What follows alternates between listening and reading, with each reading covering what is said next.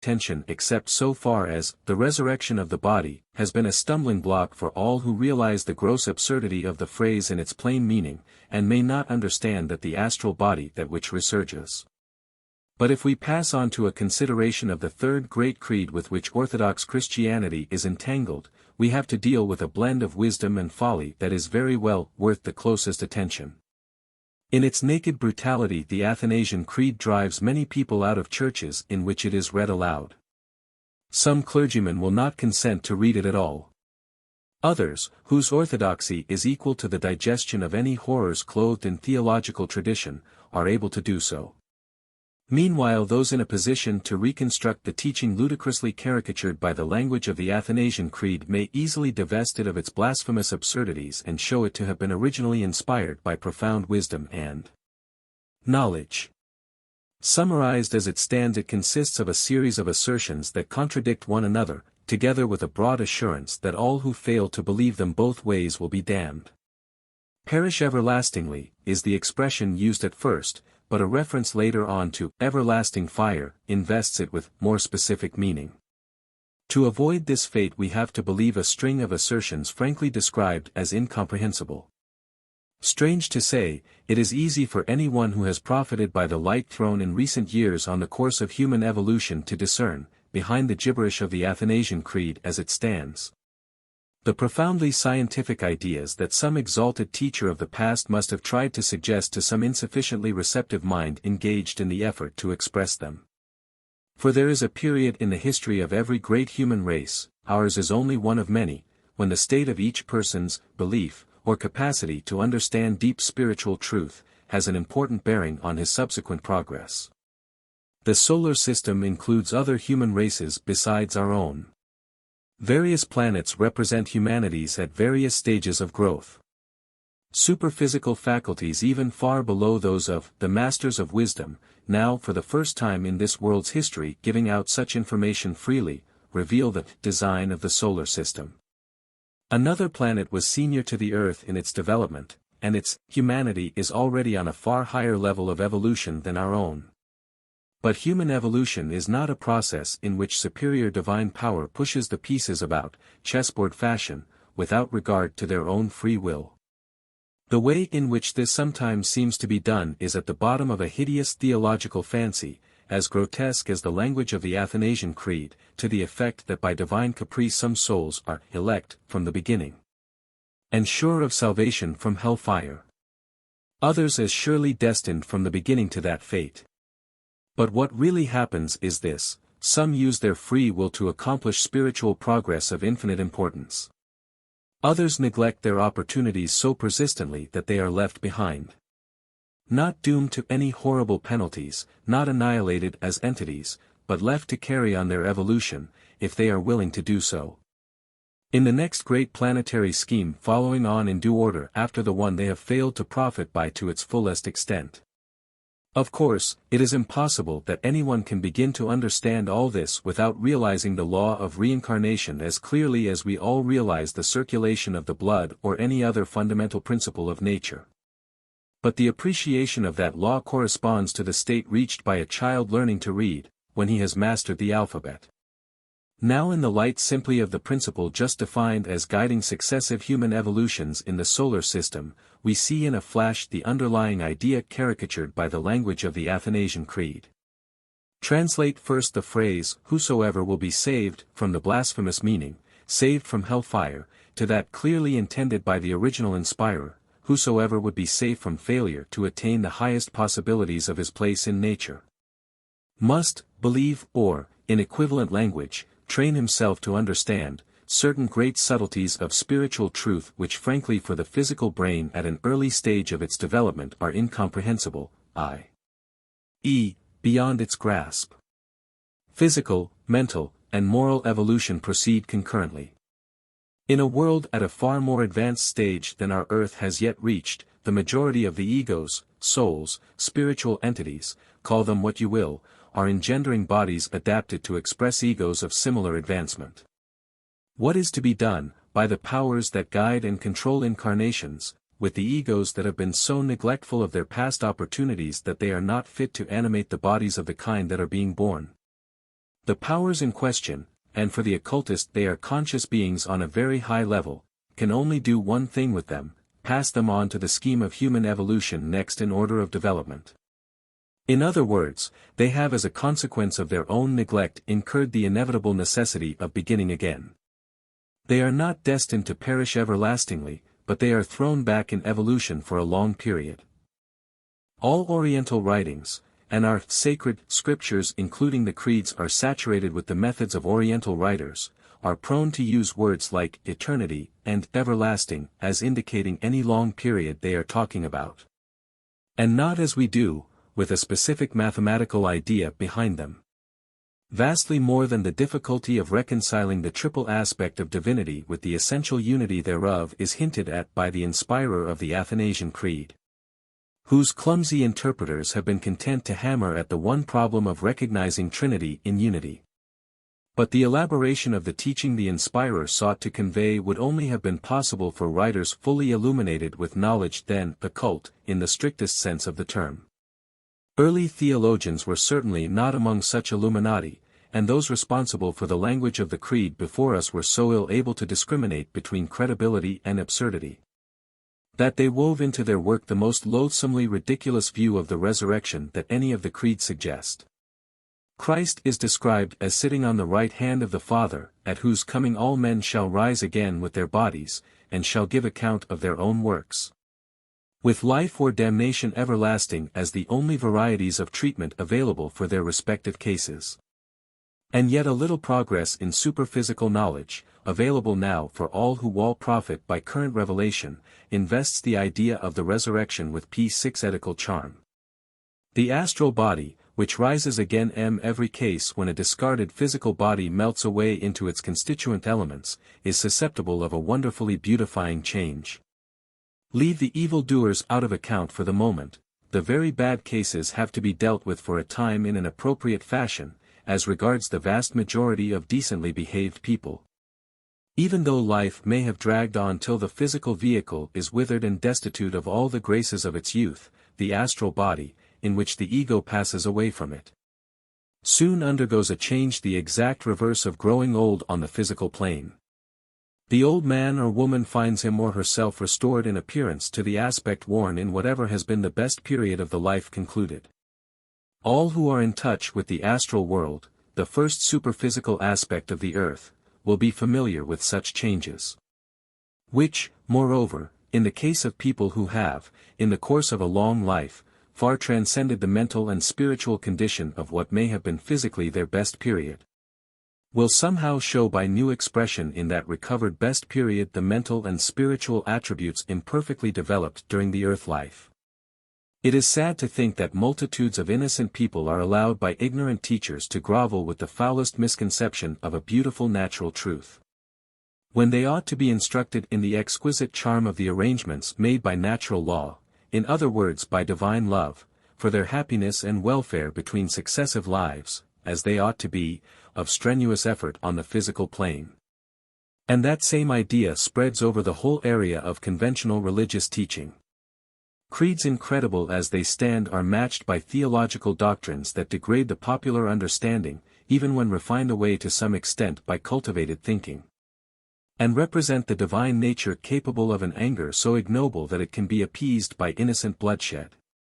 The sublime Christian story in this way gets itself twisted into a shape in which it is offensive to any lofty conception of the divine nature. Must the authorities of the Church go on ad infinitum, afraid to attempt a drastic revision of the language employed in its services, for fear lest the whole ecclesiastical structure should fall in ruins as a consequence? If that fear checks them, the fact only shows how utterly they misunderstand the drift of enlightened spiritual teaching, available for all. Now the veil has been drawn aside from what was previously occult. The wave of interest in that enlightenment is sweeping all over the civilized world. And far from making people hostile to the theory of an established church, it makes them think how beautiful a condition of things would be realized if the church would become a true spiritual university, representing the latest developments of superphysical knowledge, studying the varied conditions of life during and beyond physical incarnation, The possibilities of attainment inherent in humanity and the stupendous program of the cosmos to which our system belongs. In all lines of study with which intelligence can engage, if the mysteries of nature are concerned, progress is obviously the bright lure of the future, stagnation an absurdity. And yet stagnation in thought is cherished as a principle by the defenders of the cut-and-dried formulas of medieval theology. Such defense can hardly be designed to shield faith. Its purpose can only be to protect the institutions associated, to their deep discredit, with the stagnant thought. It is ridiculous almost beyond the reach of sarcasm that professed religious teachers should be the only kind who, parrot-like, repeat their lessons unchanged from year to year, a senseless articulation of sound, while out in the world discovery and illuminated thought are widening our intellectual horizons in every direction. That clearing vision of spiritual truth which the champions of stagnation cannot dim is really the explanation of the strange way in which modern civilization tolerates its clergy. All who profit by the growth of spiritual knowledge feel that this will assuredly, in the long run, permeate the Church, and that, once emancipated from medieval fetters, that organization may be destined to a magnificent development. The trust that this may be possible depends perhaps on a far-sighted view of the future. But when in its moral progress civilization deprived orthodoxy of its torture chambers and the stake, a change set in which may be slow, like the movement of a glacier, but is as certain of effect, in the long run, as the glacier flow. And will ultimately turn the frozen ice into a dancing river, sparkling in the sunshine. Imprisoned in the five senses. The palace of art was replete with interest and charm for its mistress up to a certain stage in her spiritual evolution. But a time came when she found herself, though still in its luxurious magnificence, shut up as in a crumbling tomb, girt round with blackness as a solid wall. An emotion loftier than the thirst for pleasure constrained her to break away from its limitations, and to purge her guilt, in a wider atmosphere of sympathy with her kind. Tennyson's poetry is so full of meaning below the surface that one is tempted to discern a deep allegorical significance in the lines just quoted over and above their obvious bearing on the plain problems of human life, on selfishness and sympathy. For all humanity at the present period of its progress is shut in within the shining walls of its gorgeous artistic and scientific palace, the contents sufficing amply for its needs, as long as it is satisfied to ignore all that lies beyond. The walls of the palace are the senses, inherent in the vehicles of life on the physical plane. As long as they are our only avenues to consciousness, they are not windows through which we gaze out into infinity, but dead walls confining our survey of nature's mysteries to one aspect only of their manifold variety. Human intelligence of the usual type is, in truth, imprisoned in the five senses, although in the front already stand a few who have developed new senses which reveal the existence of worlds beyond worlds in endless series, and, as turned back on the past, show modern civilization but just emerging from conditions analogous to childhood. The character of the change achieved by those illuminated by new senses may best be comprehended by focusing imagination on the condition of a person born without the most important of the five, the sense of sight.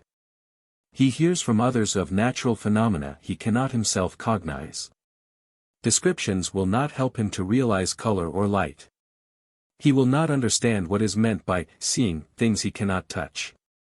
Then grant him by a miracle the gift of sight, and picture in the mind the complicated revelation that ensues.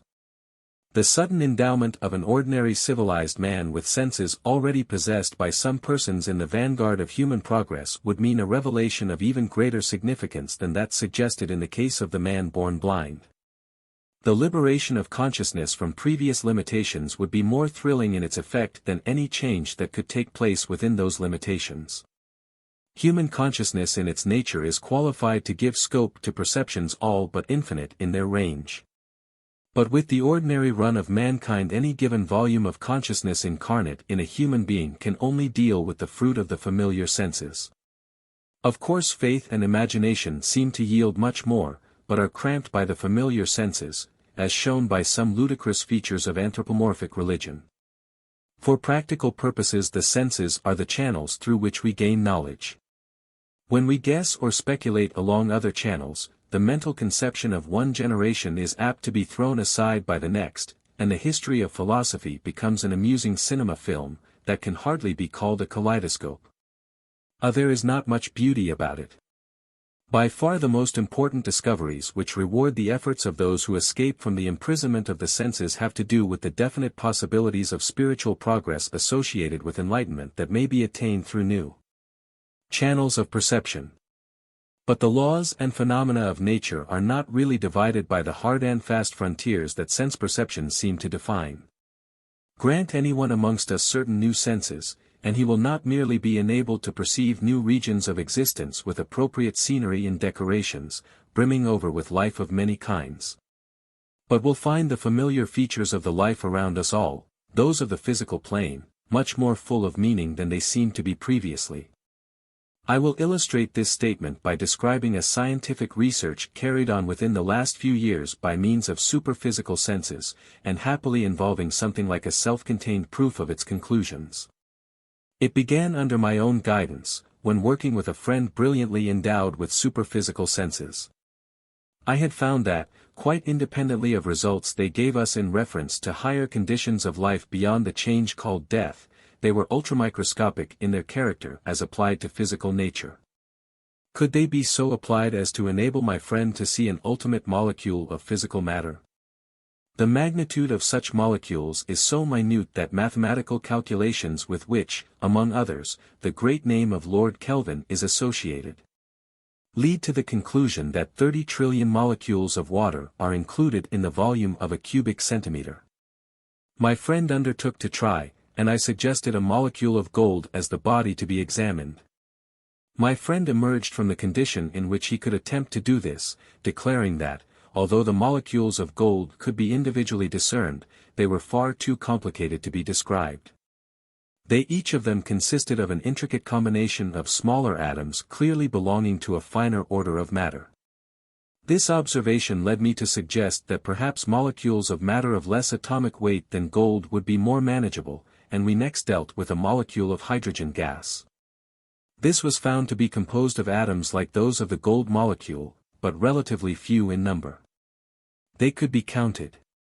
They were 18 in number, grouped in a definite design and in rapid movement. The rapidity of their movement did not interfere with the counting, for reasons I need not stop now to explain. We then went on to examine a molecule of oxygen. This was found to be more complicated, but still within the reach of careful counting. The number of minor atoms was 290, a figure the significance of which was at once seen to be remarkable. Divided by 18 it gives us 161, a close approximation to the recognized atomic weight of oxygen. Atomic weights, on the usual scale, are calculated on the principle of reckoning the weight of an atom of hydrogen as unity. The relative atomic weights of other bodies are derived from calculations dependent on their varied combinations, again in a way I need not go into here, as that has to do with commonplace chemistry. Was the ratio 18 to 290 operative in other cases? The atom of nitrogen was examined and found to consist of 214 minor atoms. That again gave the recognized atomic weight when divided by 18. The result was extremely suggestive, but did not yet constitute proof that the law would run all through the series of the so-called chemical elements. Meanwhile the minor atoms claimed attention. They were apparently the really ultimate form of physical matter, atoms of ether, themselves below the limits of sense perception. Only when in combined masses, if the expression can be used in reference to masses so minute as the atoms of the chemical elements, do they come within those limits. Thus incidentally the research I am describing brought out a new discovery. The etheric atoms do enter into combination in numbers less than 18, but then they do not constitute any known physical bodies. They are molecular varieties of ether, the atomic ether being the kind that fills all space, the molecular ethers being definitely aggregated around the planets. So far the research was carried out in the year 1895, and happily the results, including all that I have described above, were published at the time and are available for reference. 6 years later Madame Curie discovered radium, and its entrance on the scene revolutionized chemical science in more ways than one. Study of the cathode ray had already introduced us all to the electron as an entity, but radium introduced us to the idea that physical matter consisted of electrons, and that transmutation was a possibility in nature. Thus vindicating the alchemical theory of the Middle Ages which 19th-century science had ridiculed. Inquiry of the ordinary kind was now directed to the questions, what is an electron? And how many enter into the lightest known atom, that of hydrogen? The clairvoyant research above described had answered both of these questions in advance, but was not thought worthy of notice by scientists of the orthodox type. The electron came to be treated as an atom of electricity by some scientific leaders, though to others that view was unacceptable. Electricity is a force, not a form of matter. To speak of an atom of electricity is like speaking of an atom of gravitation, and that would be transparently ridiculous. Occult research had shown from the beginning that the electron, though itself an atom of ether, carried a definite unit charge of electricity. Orthodox opinions as to the number of electrons in an atom of hydrogen vary within very wide limits. Some give us figures from 1 to 5, some others guess by hundreds, and 700 is rather a favorite estimate. The few of us who trusted the clairvoyant research felt sure the real number was 18. Then in a few years came the proof of this, a proof again so far ignored by science at large, though its ultimate recognition is really a matter of certainty. The research of 1895 was only resumed several years later by my clairvoyant friend, assisted then by another qualified observer. The task they undertook was much more elaborate than the former. Its purpose was to ascertain by actual counting the number of etheric atoms entering into the composition of a large number of chemical elements, also to depict the grouping of the etheric atoms. The complexity of the grouping was bewildering. Gold, for instance, consists of 3 combined groups, an exact description of which, unless illuminated by diagrams, would be hardly intelligible. The important idea to realize is that the counting could only be effected by degrees, the etheric atoms in each group reckoned up separately with the assistance of a secretary who wrote down the figures as they were called out, and only added them up after the protracted observations were complete. The total was 3,546. Then came the interesting question, what figure would that yield divided by 18? The answer is 197. The recognized atomic weight of gold is 19,574. The deeply interesting principle was vindicated and, as the protracted research went on, over 50 of the recognized chemical elements were examined, and in all cases the same principle was found to be operative. I have a table before me as I write, showing the figures reached in 57 observations of elements commonplace and rare. And the result is nothing less than a demonstration of the accuracy of the original observation showing the atom of hydrogen to consist of 18 etheric atoms. The notion that the counting can in any way have been made to fit the theory is dissipated by the complication of the work. Neither the observer nor the secretary could have foreseen how the figures given and recorded by degrees would fit in with the theory when added up. 8 of the observed elements have over 3,000 atoms each, 8 more have over 2,000. And an interesting hint supporting the trustworthiness of the research is due to the fact that the observers found in the atmosphere 2 molecules that could not be identified with any known element. Their electric atoms numbered respectively 54 and 402, yielding the atomic weights 3 and 22 to the power of 33. Now in the course of Sir J. Thomson's research, by ingenious electrical methods, into the vagaries of the electron, he found reason to believe and to announce that there must be 2 unknown elements with atomic weights of, about, 3 and 22. He little realized that the announcement vindicated a previous announcement to the same effect, giving similar results attained by clairvoyant research. But the 3 and 22 discovery was of insignificant importance compared with the discovery of the true meaning of atomic weights. No work done in laboratories in connection with the electron or radioactivity is of such far-reaching significance as the atomic weight discovery due to the clairvoyant research. It shows us ether to be ponderable matter, though in its uncombined form it defies examination by methods appealing to the physical senses. Optical methods tell us a good deal about the ether, but are silent in regard to its mechanical attributes. Clairvoyant research is the only kind that can expand our knowledge of nature across the threshold of the region which lies beyond mere laboratory research. In describing the work done so far by the clairvoyant method as applied to certain problems in chemistry, I have not stopped to give chapter and verse in reference to the dates of magazines or pamphlets issued from time to time and duly recording results. In verifying what I have written, I will gladly assist any serious scientific inquirer capable of appreciating the simple truth that the research described is the most important contribution to our comprehension of physical chemistry that has been made within any recent period. And yet, striking as it is among the least important of the results attained by human intelligence when once that breaks free from imprisonment in the physical senses. The light shed on the gradual development of the human race by clairvoyant research illuminates evolution, and the magnitude of the design, to an extent that renders the earliest Egyptian and Chaldean records modern history by comparison. Besides being ultramicroscopic, clairvoyance of the highest order is retrospective almost to infinity. There is no mystery in the matter as treated from one point of view. The duly qualified clairvoyant can get into conscious touch with the memory of nature, which is infinite in its range. That is a great mystery, no doubt, only to be interpreted by very lofty wisdom.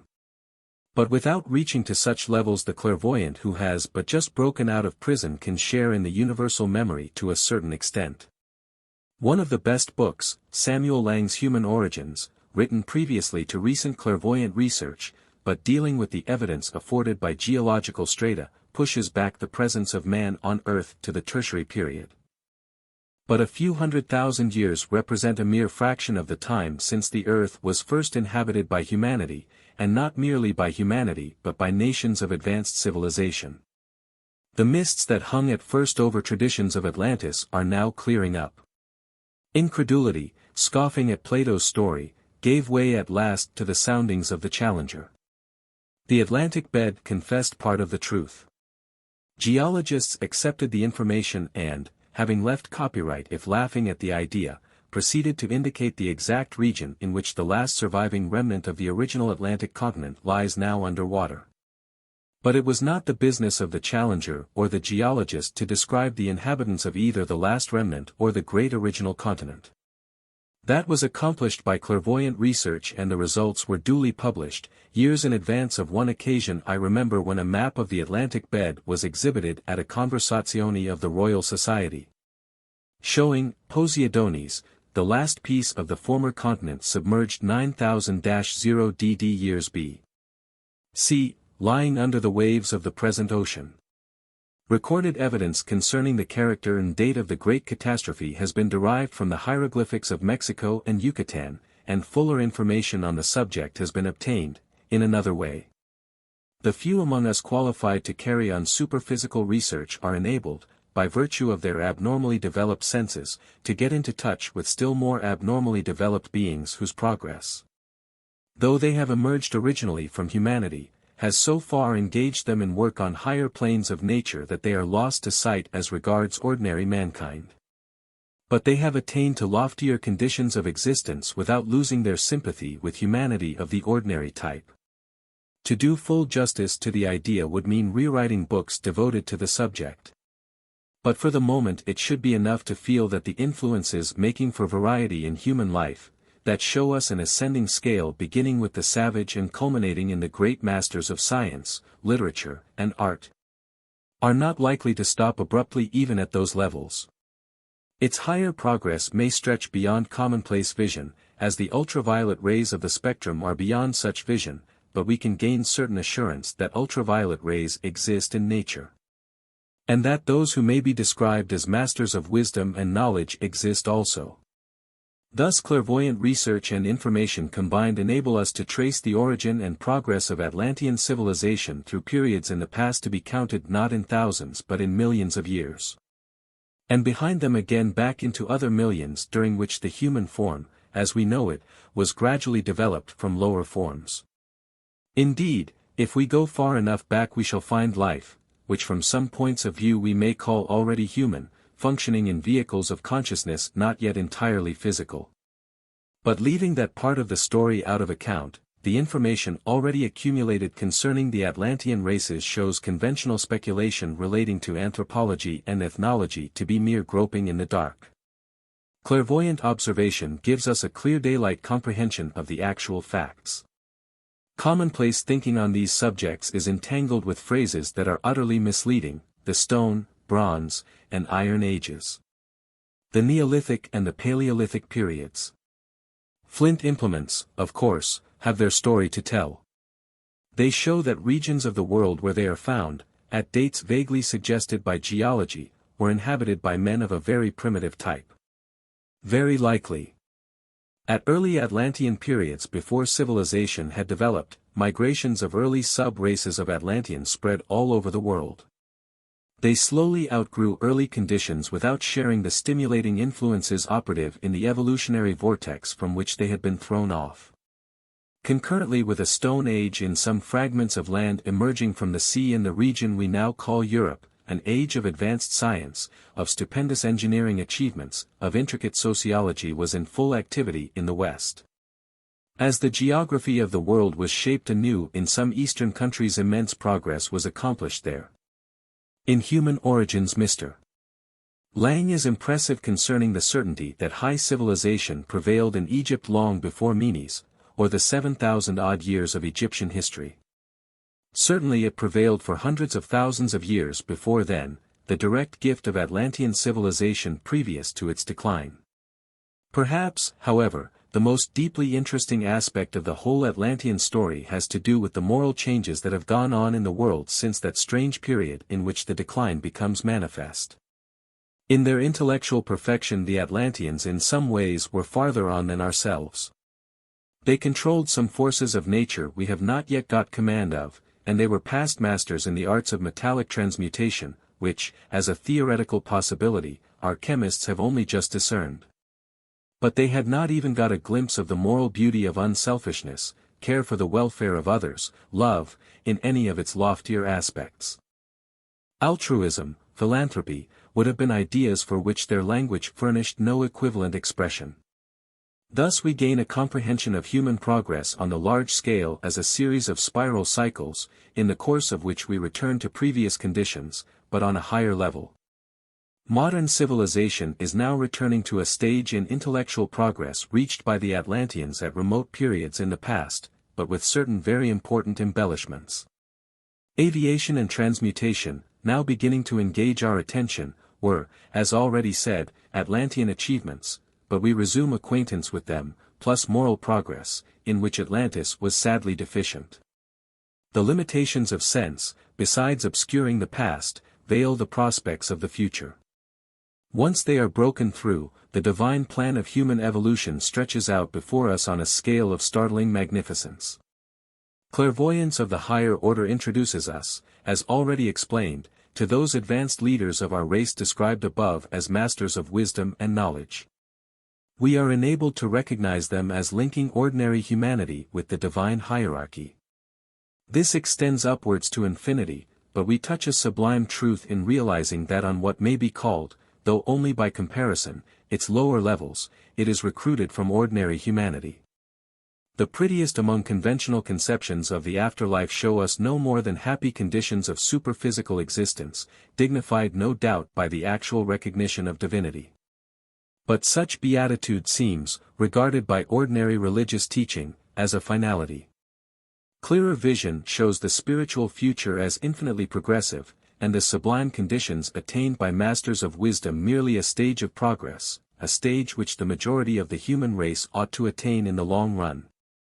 Though the length of that run is all but beyond the reach of imagination. As some have attained it already, many more may do so in the future, greatly in advance of its attainment by the majority. The conditions of such relatively rapid progress are the principal subjects of study for pupils of the higher occultism. Incidentally, in connection with that study, light is let in on many regions of scientific research besides those to which allusion has already been made. Emerging from the entirely primitive or childish view of the sun and moon and starry heavens as designed merely to light up the earth, commonplace modern speculation assigns inhabitants to some, at all events, of the planets. And the stars are known to astronomy as suns, probably with families of planets in each case. That knowledge can be reached by simple intelligence working with the results of observation carried on within the limits of normal sense perception. The methods of observation available for the advanced leaders of our race put them in touch with a new kind of astronomy that may be called vital, as distinguished from the mechanical astronomy which deals only with magnitude and motion. Mechanical astronomy is as different from the vital as a mere geography book, just defining the boundaries of the various countries, would differ from exhaustive accounts of the people inhabiting each, their manners, customs, arts and sciences, their political organizations and their sociology. Physical observation has shown that Mars must be inhabited by intelligent and competent beings. There are huge artificial works proving this, in spite of tenacious incredulity clinging in the case of a few astronomers to the idea that the Lowell's canals are the offspring of chance. Vital astronomy enables us to understand that the inhabitants of Mars are linked in evolution with ourselves, the inhabitants of this Earth, but at an earlier stage of progress. The various planets of the solar system are not disconnected from one another in their design and destinies, as they seem disconnected in space. On higher planes of manifestation, regions of which the imprisoning senses give us no hint, the immortal units of humanity, the conscious egos, migrate at stupendous intervals of time from some globes to some others. The plan in detail is much more elaborate than this rough sketch would suggest, but it has the intellectual charm of showing the whole system to be one coherent organism. The planet Mercury is also blended as regards its vital purpose with the human life of the Earth, while already the human life of the planet Venus has attained to far loftier conditions than we here have reached as yet, is, in fact, a senior evolution as compared with our own, and one if, which humanity is set entirely free from the limitations of the physical senses. If anyone mentally still imprisoned in these objects to this statement on the ground that proximity to the Sun must make Venus and Mercury very hot, the answer is that while nature has adapted flesh and blood to suit, with more or less success, the climatic conditions of the Earth, it is quite equal to the task of providing vehicles of consciousness for climates above our boiling point, that can breathe comfortably in an atmosphere at the temperature of superheated steam.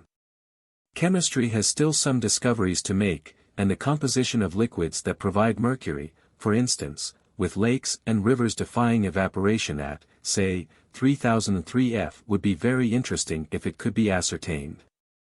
But less so after all than the contemplation, possible for our prison breakers, of the delightful conditions of harmony and peace which are the keynotes of existence on Mercury, and in a greater degree still on Venus. The hints I have given so far of the way in which senses, avenues of consciousness, superior to those we are most of us used to, enlarge our comprehension of nature, will naturally suggest the inquiry how they affect our comprehension of the conditions each of us encounters when we pass through the change called death. The answer is simple. They make the change perfectly intelligible, they render the region of existence into which we shall pass after undergoing the change a pays reconnaissance. That is the foremost discovery with which they are concerned. Current discussion as to whether we really do live again, a possibility rendered doubtful for many people because religious teachers seem to know so little about it, is sadly ludicrous in view of the certain knowledge on the subject lying ready for us only just outside our prison doors. People, indeed, still within them are already inexcusable if they doubt the main principle, for abundant information has been smuggled through to them. And telephones, so to speak, have been set up within the prison walls which enable us to talk with people outside. But one must get outside fully to understand what lies beyond. Dartmoor is big, but England is bigger, and beyond England lie other countries of stupendous magnitude. The physical plane is an extensive region, but regions within the cognizance of superior senses are more extensive in more than a corresponding fashion. Our astral world into which we pass when escaping from the prison of the senses is an envelope surrounding the physical globe, but enormous in comparison. To the appropriate senses it is as solid and variegated as this. And there are numberless variations of condition for dwellers in the vast astral globe. The earth life has been used by some in a manner productive as its consequence of great happiness and wide views of nature, by others unhappily in ways that entail consequences of a very different order. with which people who lead commonly decent lives need not trouble their imagination. Unless, indeed, without any self-regarding apprehension, they want to understand the sublime harmonies of a divine design which would be violated disastrously if the ulterior results of good and bad lives were uniformly the same. Thus the astral world provides purgatorial conditions of highly varying intensity, through which those who have badly misused the opportunities of physical life must pass before attaining happier conditions, while, for a very large number of people who have led fairly creditable lives, the happy conditions are reached at once. The study of the way in which these vary in turn, meeting the needs of the simply innocent immigrants as appropriately as they provide for highly evolved entities, the foremost representatives of earthly wisdom and achievement, is a profoundly interesting but a very elaborate study. To subserve which, however, abundant literature is now in existence. This, moreover, will enable anyone who wishes to push the inquiry farther to gather some information as to the way in which the five senses may be reinforced by the development of new ones. In an imperfectly developed condition there are two organs in the human brain which, when fully matured, will respond to the higher vibrations of certain media in which we are unconsciously immersed, and convey impressions to the brain as vivid as those conveyed by the eye when dealing with objects normally visible. These organs are the pineal gland and the pituitary body. In some few cases they are already active, in some others they might be cultivated into activity. In the vast majority of cases they are hopelessly incapable of such development during the current life of the ego concerned. Their development in the next physical life depends on the extent to which, in the current life, the person in question devotes thought, study, and effort to superphysical aspiration. For the laws governing the growth of form recognize thought and effort as potent forces contributing to the result. Indeed, if we cling to the prison metaphor, the situation is abnormal in more ways than one, for the authorities are by no means anxious to keep their prisoners within their respective cells. They must, in obedience to still higher authority, refrain from actually helping prisoners to escape, but they do not interfere with those trying to do so. Prison breaking, far from being an offense, is their right, is regarded as altogether meritorious. Once clear of the walls the fugitive is never pursued or brought back. Authority wishes him well, and cheers his farther progress. He must, however, break out by daring and force, not by cunning. There is a door leading out of the prison into the free world beyond that is always unfastened. Any prisoner can push it open and go out that way if he chooses, but all are put upon their honor not to attempt an escape that way.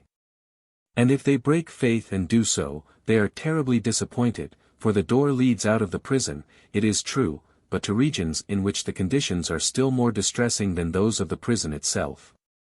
And there is no short cut leading out of them in turn. To plod through the forbidden country may take a longer time than would have been spent in the prison waiting for the order of release, due in any case sooner or later. Nor must it be imagined that the period spent in prison is wasted time. Physical life is, indeed, subject to limitations trying to the patience of those who know something about the infinite realities that lie beyond, but the law of all progress defines the physical plane as the region of beginnings. No one word precisely fits the idea, nor does it apply to the beginnings of form. Divine ideation, creative thought, takes its rise on much higher planes, but culminates on the physical. There, individualized consciousness, human egos, working in forms completed from one point of view, though very far from perfection as contemplated from another, can start on an upward journey. From that time on, their progress depends on themselves. They are launched on the upward arc of evolution and all the limitations accumulated during the downward arc fall away, or rather are shaken off as the onward progress is accomplished. The work of shaking them off is difficult in the beginning. Most people are imperfectly aware of the disabilities under which they labor. The senses have given them a rich and apparently ever-growing store of knowledge and power. They are, the foremost of them, proud and content, within their palace. The multitude have not yet even risen to the appreciation of its opulent resources. None the less, the beginning, for every single ego of the countless millions, must be made from the physical point of departure. And on the physical plane, the prison of, my favorite metaphor, the countless millions will accumulate and remain until they make it. In that fact lies the clue to the course that has been pursued in recent years by agents of the divine hierarchy who have guided the current outburst of information relating to the higher destinies available for mankind. Information which constitutes a feature of ever-increasing importance in modern civilization. The steps taken were impossible at a former time. Bigotry dominated the mental atmosphere. Ignorant power stamped upon all manifestations of independent thought. It was only when freedom had broadened slowly down from precedent to precedent, that a place was found among men for messengers from a loftier world. Now the message has been poured forth through many channels. In varying forms of expression it is the same in all cases. Look beyond the perishable interests of transient life in the physical body. Comprehend the scheme of infinite magnificence to which you belong. Get the clear view now attainable of the whole divine program. Make the beginning that every human creature must make soon or late, and the results are bound to transcend even the most glowing anticipation. Our visits to this world. The materialist who regards human life as beginning in the cradle and ending in the grave is at all events consistent, though he insults divine intelligence. But people who shrink from believing in final extinction, and nevertheless regard each new life as a fresh beginning insult human understanding. They ask us, in other words, to accept the idea of a stick with only one end. We can think of a stick with no ends at all, or anyhow can talk of it as we talk of eternity, but to be on speaking terms with infinitude we must avoid the acquaintance of futurities that have no past. Some phenomena, a bonfire, for instance, may begin and cease to be, but human immortality is an idea that claims in the forward direction to share the attributes of duration, and cannot do without them in the other. The word life needs to be handled with care. If people go on living after their bodies are buried or burned, their presence on the physical plane is merely an episode in their lives. If these continue they must, under other conditions, have been going on before on other planes. 70 or 80 years of activity in the physical body constitute part of a life. Its continuance has ceased to be a matter of guesswork for the millions concerned with the simple variety of occult research described as spiritualism. And the current interest in that research is rapidly rendering the current contempt for it in most newspapers an illustration of their patient efforts to represent the greatest stupidity of the greatest number. A deeper research than that content with merely proving that people are still alive after they are dead introduces us to the logical conclusion that they were alive before they were born and thus, by stages. To the inevitable conclusion that consciousness functioning sometimes on one plane of nature, sometimes on another, is never, to one engine bound, but always cycles round and round. In hard scientific language this conclusion brings us up against the doctrine of reincarnation, which, sharing the fate of many others, is made to seem an offense to lofty aspiration by getting itself profoundly misunderstood.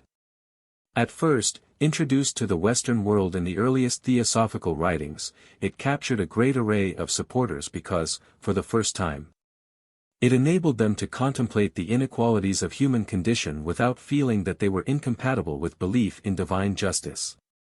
One could fall back on the theory that divine ways were inscrutable, but it was comforting to grasp a new idea that prevented them from seeming, on the face of things, ways we should personally be ashamed of. Objections were forthcoming nonetheless. Spiritualists said our friends on the other side do not know anything about the new idea. Others declared that they did not like this world, and did not want to come back to it, confident that nature would not be so rude as to disregard their wishes. To others, again, the notion of beginning life afresh at the perambulator stage was intolerable. And affectionate parents, mourning a loved daughter, were horrified to think that on passing on themselves they might be greeted with the news that she had been reincarnated in Timbuktu. From another point of view the disbeliever declared that he did not remember having had a previous life, therefore it was obvious that neither he nor anyone else ever had one. Objections of these varied kinds are very amusing to all who understand more or less completely the conditions of human progress through the ages. The friends of the spiritualist on the other side are enjoying the freshness of a renewed life, the reunion with others they may have cared for, the vivid reality of that next world they have reached. They are no more concerned with further changes that may lie in the remote future than boys at a school, full of enthusiasm for cricket, ponder on problems that perplex the invalid of 60 or 70. Nor if they did develop a premature interest in the remote future could they readily get information. If they have it in them to advance to higher levels of the astral world, beyond that they touch on first going over, they will ultimately acquire knowledge. But even that is not certain unless they have been tinged during physical life with some aspiration towards higher knowledge. A fundamental and deeply important fact connected with higher spiritual progress is hinted at by what has just been said. The physical plane of life is preeminently associated with all beginnings. Its importance in this respect cannot be overrated. This condition underlies the principle of reincarnation, is the root of its necessity. Spiritualism and other forms of belief concerning the future life include a vague expectation that infinite spiritual progress is possible after death down here. So it is, but the permanent ego is not spoon-fed with higher knowledge unless he has engendered a desire for it in his working period on the physical plane. If he has not done this, nature gives him such blissful rest on higher levels of consciousness as he may be entitled to by the use he has made of his physical opportunities, and then another set of opportunities in the shape of renewed physical life. Of course, there are other purposes to be served by that renewed life to be discussed later on, but for the moment, in reference to the first steps in our comprehension of loftier destinies. Reincarnation may be thought of as the system or method adopted by nature for teaching the law of reincarnation. At earlier stages of human progress, the young ego has not begun to concern itself with the study of natural law, is merely gathering, life after life, preliminary experience of pleasure and pain, of right and wrong, of emotion and desire and their consequences. Does the use of the word young, in this sense, seem to involve the fallacy of assigning a beginning to that which has no end? There is no real inconsistency in the language used. The essence of the young ego has emerged from infinite divine life, but at one period has crystallized as a center of consciousness within the divine life, and in conformity with laws coming to be understood develops expanded capacity by degrees. Gradually and slowly this result is accomplished. Man as yet is being made, and ere the crowning age of ages, shall not aeon after aeon pass and touch him into shape. But his consciousness may be traced back through animal and vegetable forms, through solar systems and nebulae to past infinitudes of manifestation. Perhaps a simpler answer than has been given above might more easily meet the objection of spiritualists who say that their spirit friends do not know anything of reincarnation. Some of them do. But the fact that some of them deny it is quite intelligible when we comprehend their limitations, and unimportant. For most of us, belief in the rotundity of the earth is not shaken by the denial of a few who still believe it to be flat. When disbelief in the law of reincarnation arises from dislike for the idea, one may first of all suggest that people who deeply dislike the law which brings trouble on those who pick other people's pockets do not by such dislike divert its course. But in truth, people only dislike the idea for want of understanding it. They do not realize, for one thing, that the force which gives rise to reincarnation in each individual case is a desire on the part of the ego to reincarnate. If no such desire were generated, on the plane of the ego, after the personal life of the entity in question has been fully enjoyed or worked out in the astral world, and then has merged itself in the ego on a higher plane, reincarnation would not take place. But the hypothesis for the occultist is unthinkable. The desire for fresh experience is as inevitably engendered in the ego when all so far gathered has been absorbed, as the desire for fresh food is engendered during physical life in the body, when previous supplies have been finally disposed of. This state of things invests the familiar protest against having to come back to this vale of tears with a very ludicrous aspect. Even after eating too much and being for the moment disinclined for more food, people in general know that at some future time they will be hungry again. But, if while suffering from repletion they declared that for ever and ever they would detest food, the declaration would be unconvincing. The advanced ego knows that he must come back to life on earth in order eventually to get on. Certainly, by some, a godlike stage is reached when an ego may have risen above the laws affecting ordinary humanity, but long before then his lives in connection with the earth will have included complete comprehension of all such laws. People who criticize them the basis of profound ignorance of the way they work have certainly not attained the condition which might enable them to be a law unto themselves. Of all the misconceptions prompting disbelief in reincarnation, the most ridiculous is that which makes some critics shrink with horror from the idea of beginning life again in the cradle. They somehow imagine themselves with their present elaborate consciousness subject to its miserable limitations. The law does not give rise to any such ghastly absurdity. But to get rid entirely of the painful delusion in question we have to go into a closer study of the way the process of rebirth is effected than was usually possible for those who accepted the main idea at the first blush, as accounting for the inequalities of life. The method nature pursues in providing an ego with a fresh incarnation shows the absurdity of what may be called the perambulator objection. When, long after the close of the earth period of the previous life, the time has come for the ego to plunge again into the experiences of the physical plane, the preparations for this are very gradual. And they vary within a very wide range of possibility according to the stage of growth the ego has reached. But in any case the child in its baby stage is not an embodiment of the ego, or of the last personality in which it manifested. Any more than the sloppy clay foundations of a new house are already inhabited by the person who is destined to live in it when it is fully built and furnished. The amplification of this all-important view of the matter may be postponed for the moment.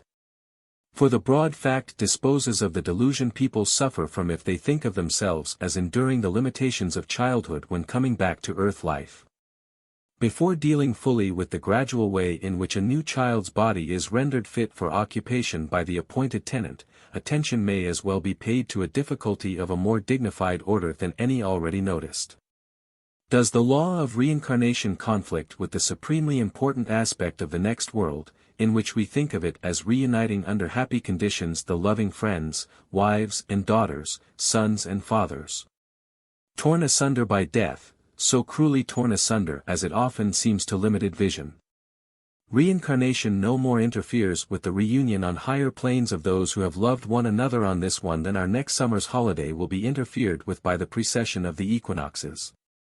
That astronomical process will affect climate in future, but it need not worry us for the moment. Nor, indeed, as regards the law of reincarnation need the most far-sighted view of the future embarrass the conditions, on the astral plane, of those who have loved one another on earth. On the contrary, it expands to infinitude the value of that relationship. Other natural conditions operate at first in the astral life, and no matter what intervals of our time elapse between the passing over of the persons concerned. Experience of astral life shows that the old look of an old-age body, reflecting itself for a brief period in the astral form, rapidly disappears. As a broad rule, people all grow young again in appearance, after passing over in old age, or revert to whatever they may think of as the prime of life, the aspect best worthy of perpetuation. The few years that for a time separate the person who dies first from the beloved other who lingers long in physical life, fade into insignificance in the long companionship of the astral life. Then eventually, after certain developments on high at levels, those who really care for one another reincarnate more or less simultaneously, and come into renewed relationships or intimacies on the earth plane. To quarrel with the law of reincarnation, because it separates people who can only be happy together, is a blunder for which it is difficult to imagine a parallel. One might as well complain of the sun for not shining, or of the earth for not turning round. Reincarnation is a force that does not disperse people, but gathers them together. It does this not merely as regards loving couples, it unites great groups of people in sympathetic friendship. Whenever exceptional opportunities have enabled occult students to gain knowledge concerning the former lives of themselves and their friends or belongings, current intimacies are always found to be the fruit of similar relationships in former times. Where some man and woman are found united in this life by the beautiful bond of a real mutual love, they are invariably found to have been man and wife in repeated lives for thousands of years. And community of interest in devotion to spiritual progress links large groups of people together in life after life. Through the ages they may scatter sometimes, when individual attractions draw them off in one direction or another. They always come together again sooner or later. In view of what has just been said, it is hardly necessary to deal seriously with the self-sufficient foolishness of people who contend that, because they do not remember any former life, no one has lived formerly. Many people do remember, as one result of awakening faculties not yet common to all, and the fact that the vast majority do not remember is easily accounted for. The human race, as a whole, is not far enough advanced to work with the senses that have been brought into activity by a few pioneers of progress.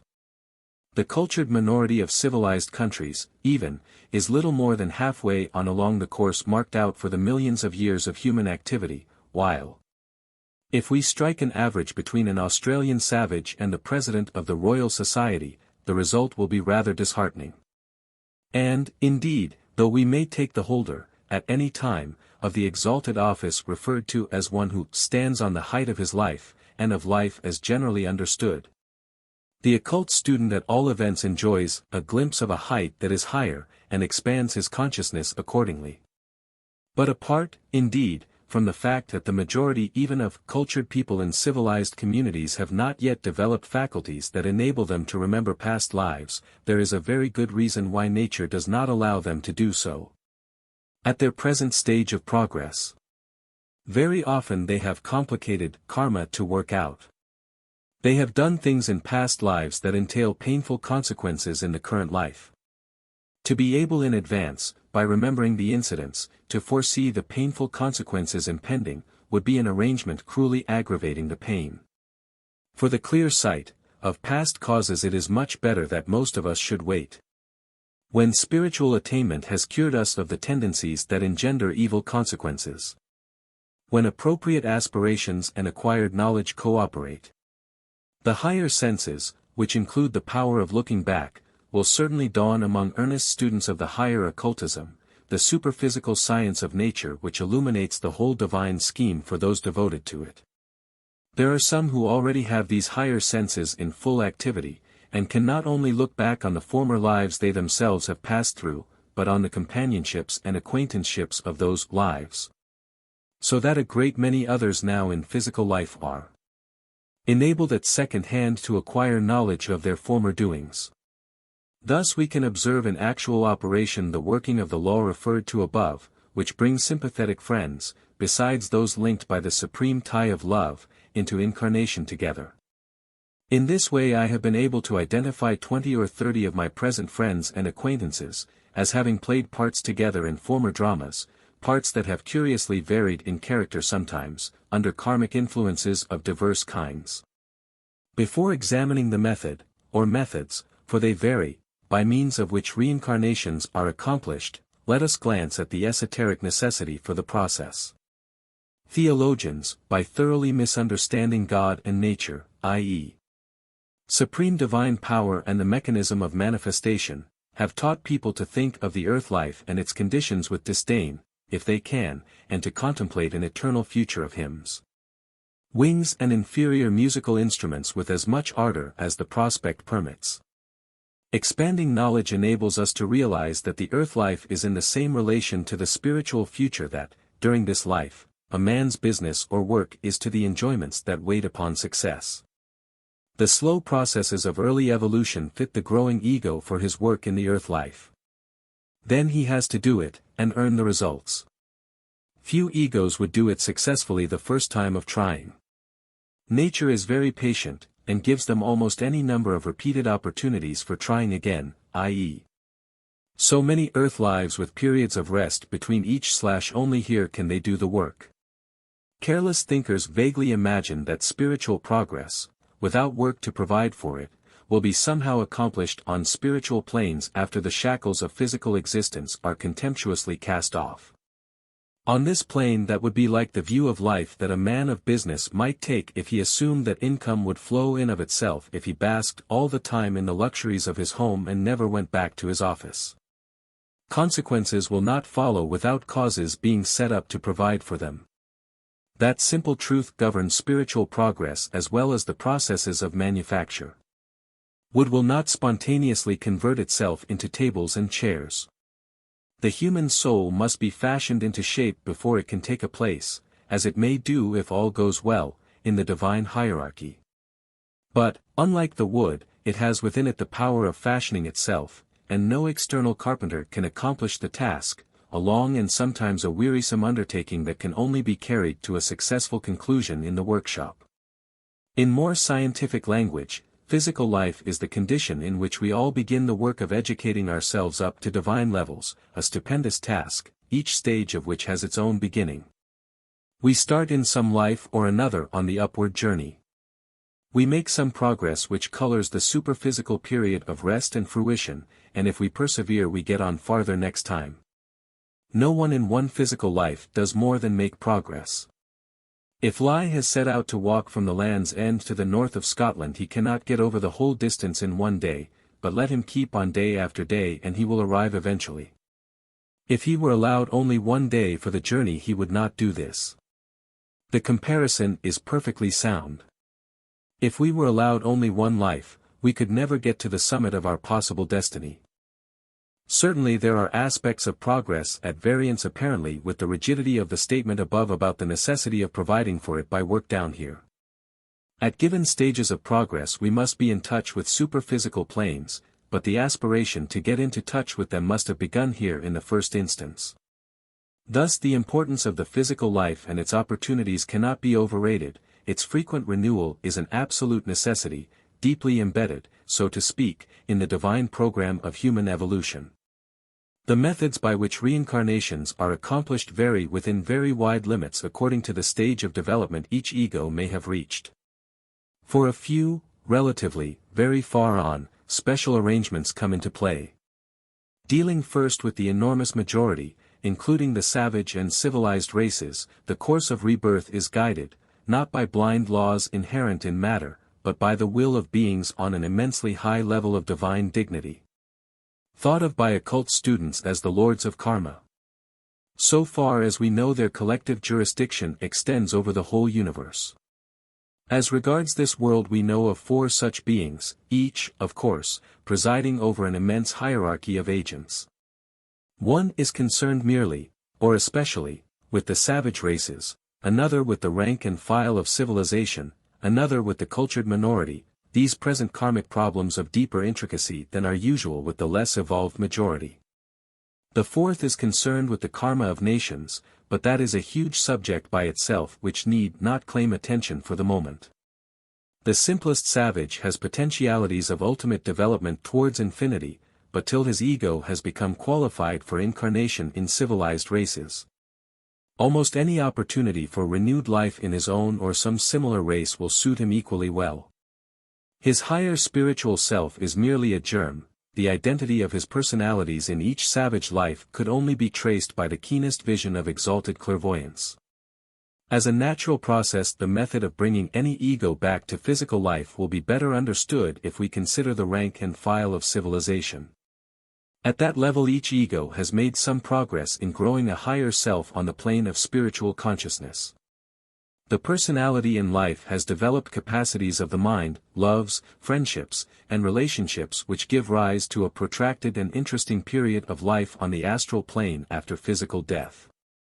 This period may last for centuries, but it is the outcome of finite causes and comes to an end. The loves and friendships do not come to an end. They are simply melting into spiritual consciousness preparatory to their renewal in a new physical plane act of, the great life drama. But when each ego concerned has been assigned to a new and appropriate incarnation by the divine discernment of the Lord of Karma, let us observe what happens. An atom of matter, inconceivably minute, an atom of each plane on which human consciousness can function, clings to each personality after death. This is well understood by occult students. Such atoms are called the permanent atoms. They pass upward during the long interincarnate period, and ultimately lodge in the higher self. When a new birth has been ordained they are projected down through the intervening planes, and the permanent physical atom lodges in the new mother. Does that seem a very feeble link with the last life on earth of the ego concerned? If we want to understand superphysical science, we must get utterly rid of the habit of attaching importance to magnitude. An atom may put a new personality in touch with every event in the life it was identified with 1,000 years previously. But we need not here plunge into a discussion of the mysteries connected with nature's memory. If we now turn to the case of an ego belonging to the cultured minority of civilized races, the higher self, by the hypothesis, is more fully grown. Something more than in the other case dings to the permanent atoms, with the result that the astral permanent atom gathers round it, or is provided by the agents of karma with, a temporary vehicle of astral consciousness, which strengthens the connection of the new child's body with the ego's last personality. Let no one imagine that the new body becomes all at once a vehicle of ego consciousness, for the first 7 years of its life.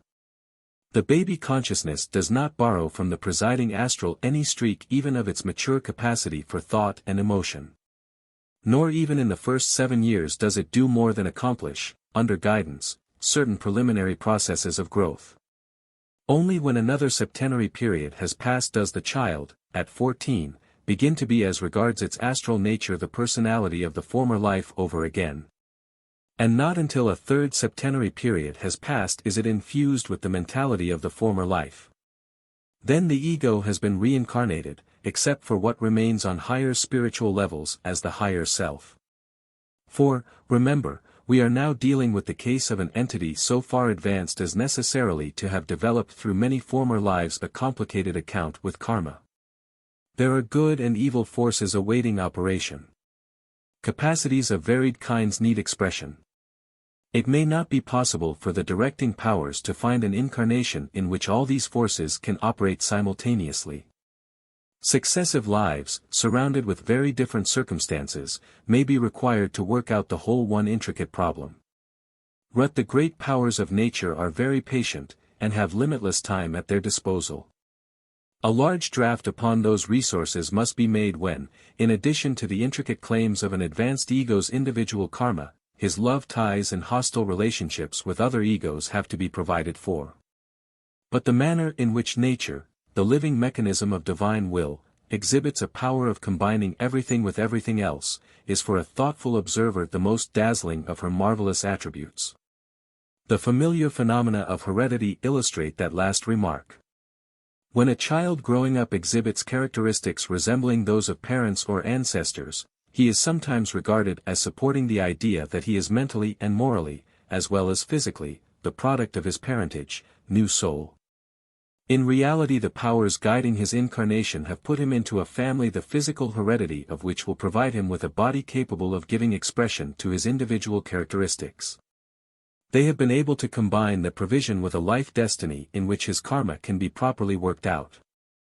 Let us now consider the peculiar conditions affecting the reincarnation of people well advanced along that path of abnormal spiritual progress, leading to initiation into levels of the divine hierarchy which the occult student refers to when speaking of the masters of wisdom and power. At a certain stage of such progress the disciple, in fully conscious touch on higher planes with his own particular master, is allowed, by the lords of karma, to pass, in a certain sense, out of their hands and to be guided by the master himself into his next incarnation.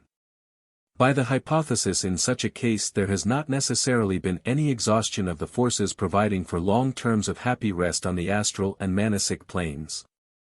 The disciple is willing to forego such spiritual enjoyments for the sake of getting on, returning sooner than he is obliged to the working condition of physical existence. The master finds an appropriate opportunity for his rebirth in a family the circumstances of which will fit him all round, provide him by its physical heredity with a brain qualified to express his intellectual or artistic developments, and at the same time involve him in conditions favorable to his further spiritual progress. And the disciple is definitely consulted in regard to the choice. Probably 2 or 3 possible incarnations are taken into consideration, and the disciple, we may be sure, in such cases, is not guided in his choice by what a mere worldly observer would regard as the relatively attractive prospect offered by such alternatives. Luxury, comfort even, in physical life is regarded from the point of view at which the disciple is standing, in consultation with his master, as simply of no account. The question is, which proposed life will be best calculated to promote real spiritual progress.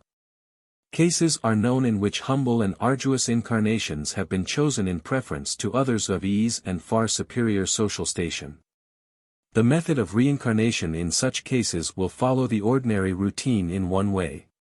The permanent atoms will be guided to their destination in the mother and the growing child, but the former personality is entirely complete all the time, on the astral plane.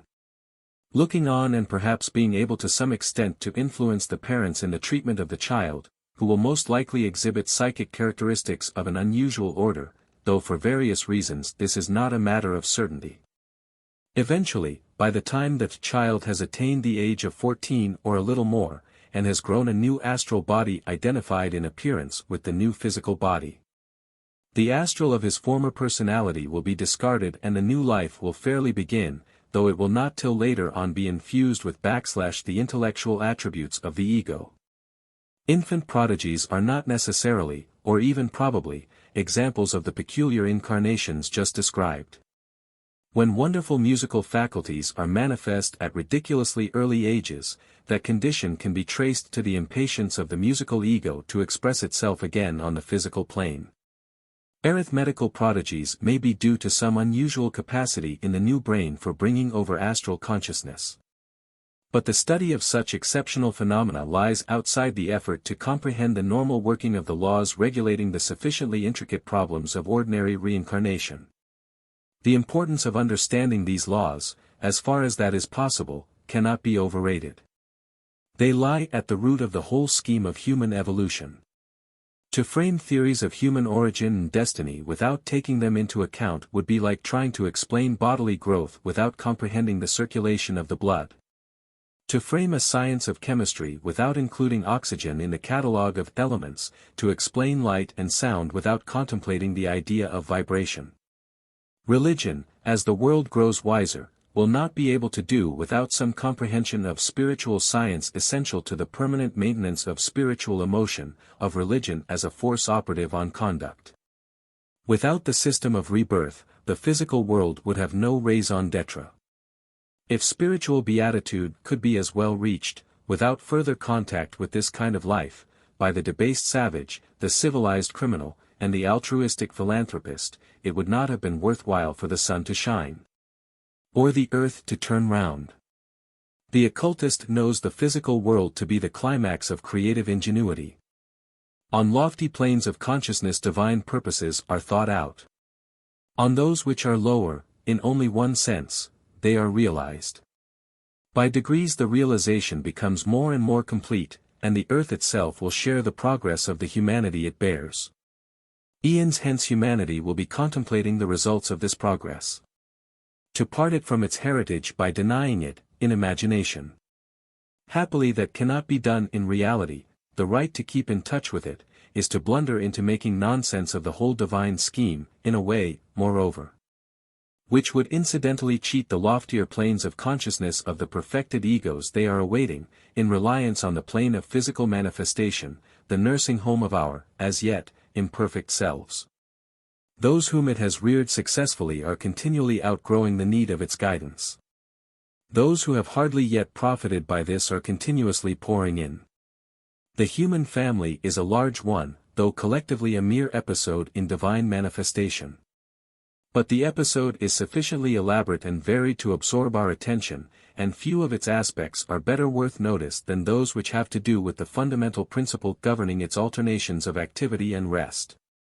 Operative throughout nature in ways innumerable, in winter and summer, in day and night, in sleeping and waking, and in our constantly renewed touch with the physical world as we descend from realms of more refined consciousness. To get on with our stupendous task of training human nature to be divine. The masters and their methods of instruction. The splendid development of the Theosophical Society all over the world has naturally given rise to an eager desire on the part of earnest theosophists for detailed information concerning those elder brethren of humanity whom we commonly speak of as the Masters. At first, in the imagination of most of us, they were very mysterious entities. The Master, K.H., of whom I was enabled to speak in the earliest books that gave the world a glimpse of the White Lodge, to use a conveniently comprehensive expression. Remained for a long time the only one of its glorious fraternity whose personality was in any way distinct in our thoughts. Then we came to know about the Master M, whose name remained partially disguised by the initial. But some of us have had touch, during the 30-odd years that have elapsed since the Theosophical Society took root as a permanent organization, with many others of the White Lodge, and, though some reserve on the subject still seems desirable, it is thought equally desirable in another direction that earnest members of the T.S. should be able to form a clearer mental conception of the master condition, and of the still higher levels of initiation beyond, than is provided for in current theosophical literature.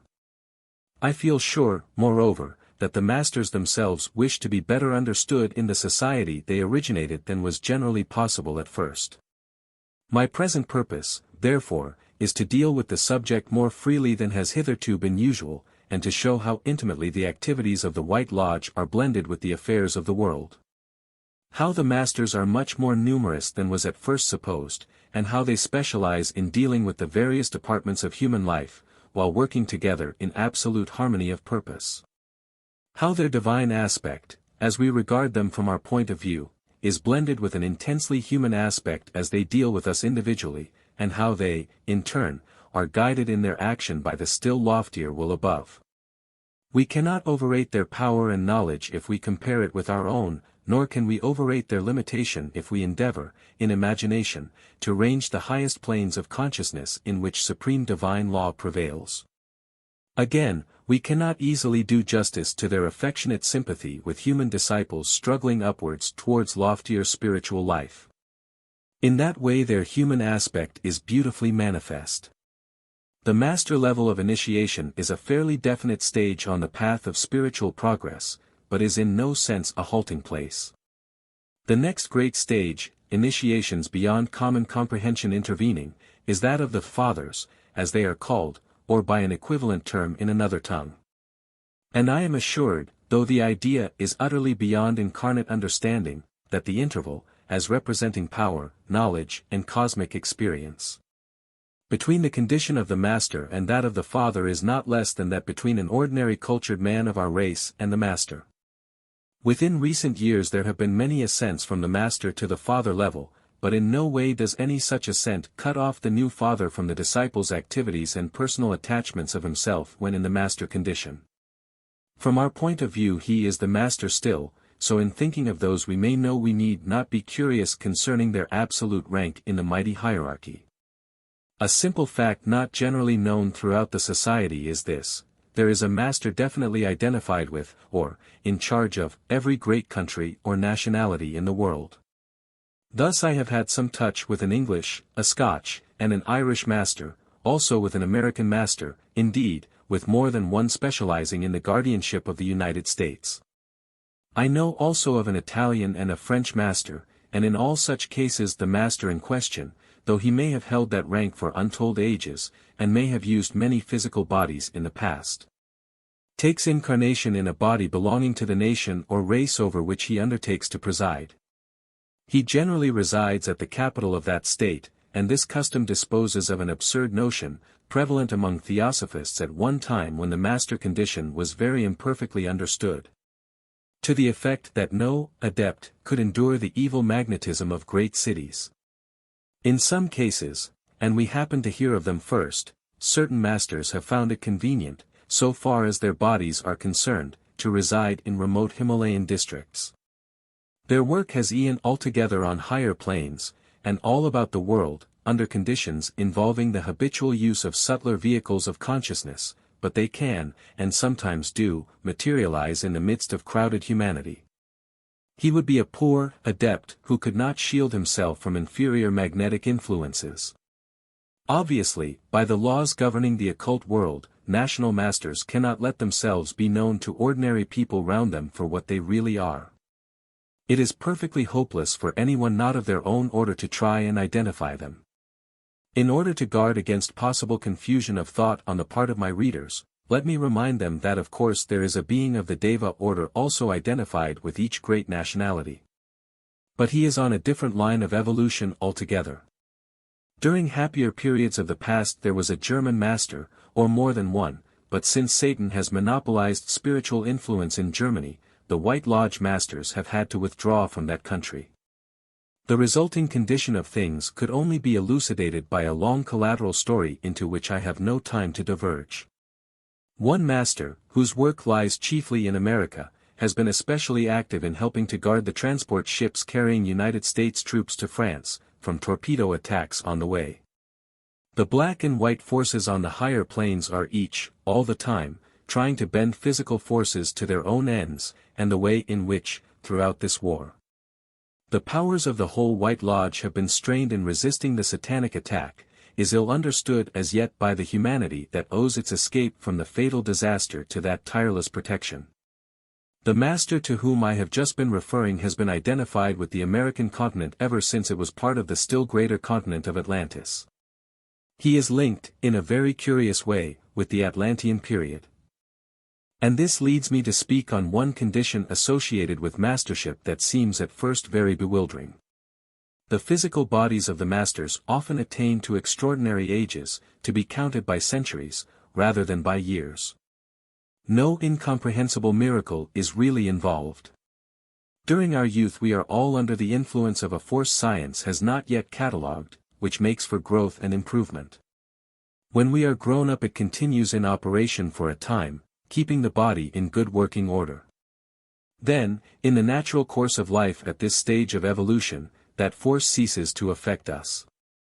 Old age sets in, etc., etc. The masters understand that force, among their own intellectual acquirements, and can turn it on or off at will. As long as it is turned on their bodies do not show any sign of age. They may discard one body and take another sometimes for reasons connected with their work, but they are not under any natural obligations to do so. It is well for ordinary humanity that they do not know how to perpetuate physical life. At this stage of our development our bodies are not worth perpetuation, while, if we make the best good use of them for about the usual time, the karmic law will give us better ones for our next physical lives. Masters not definitely linked with particular nations may range the world at large, dealing with its needs as they fall within the scope of their speciality. Thus, one master, who has been so freely spoken of that it would be affectation to avoid using his name, the Countess T. Germain, has been busy in Russia ever since the revolution broke out, trying to mitigate its hideous development, with poor success hitherto, I think he would be first to admit. It is a mistake to suppose that he has only attained the master level in this life. I believe he has been on that level for ages gone by, but he has been taking partial incarnation for the past few centuries. These have been traced back through the latest, Francis Bacon, to various personalities distinguished during the Middle Ages. The mystery is a little beyond common comprehension, but that series of lives, though certainly a continuous series, never absorbed more than a part of the great spiritual master in the background.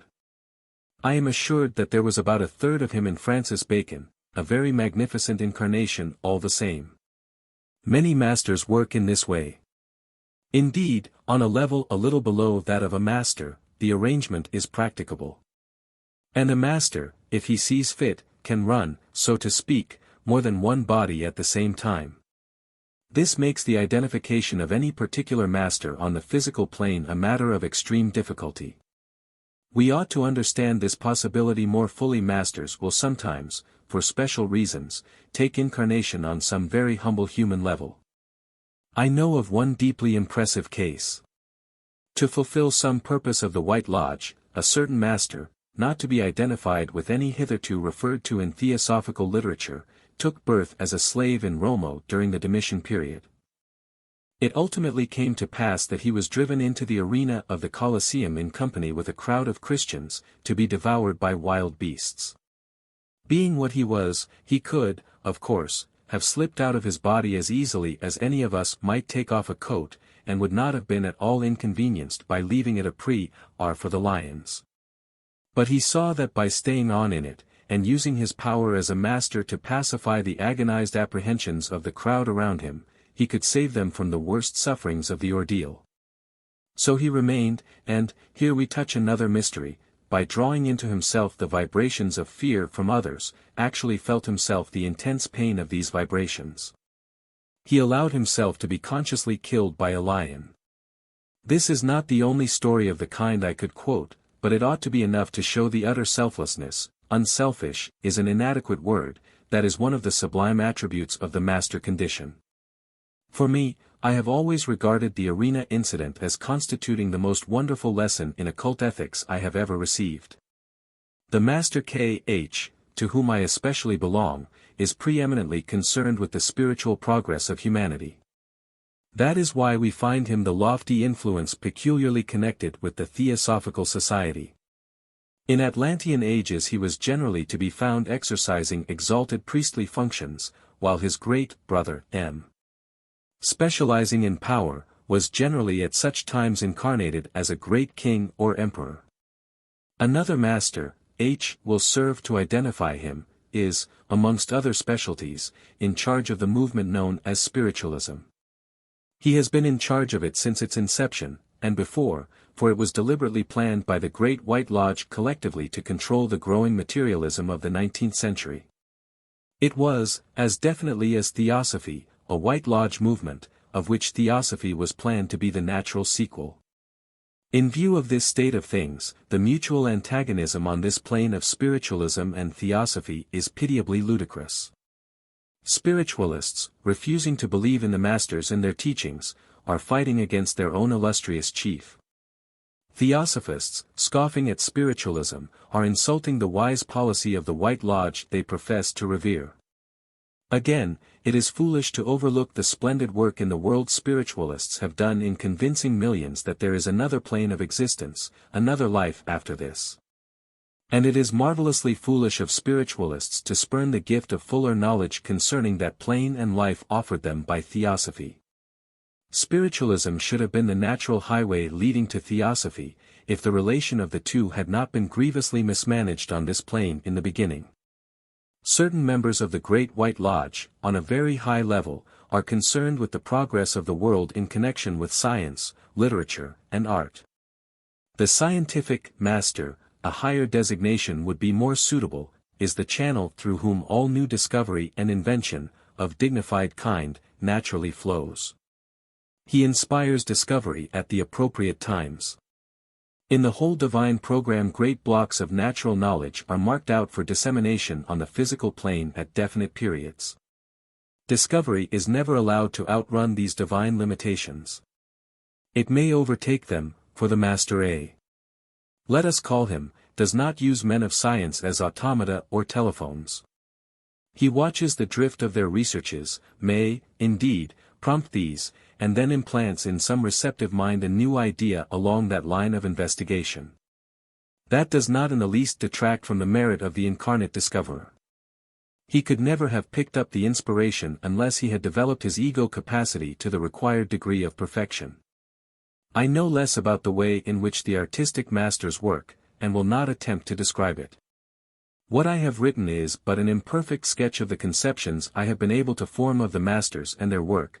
During the 30-odd years I have been in touch with them, never more closely than now.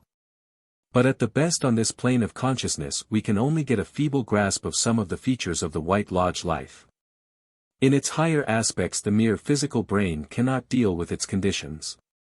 If the only purpose that the masters had in view, when beginning to give some of us instruction in certain occult mysteries, had been our instruction, in the literal sense of the word, their method would undeniably have been open to criticism. They set us no lessons to learn, they merely indicated a willingness to answer questions if these did not seek information of AKI.ID they were forbidden to disclose. If we imagine that system adopted in physical plane schools, a boy desirous of learning arithmetic would fare as follows: "What do you want to know?" the master would ask.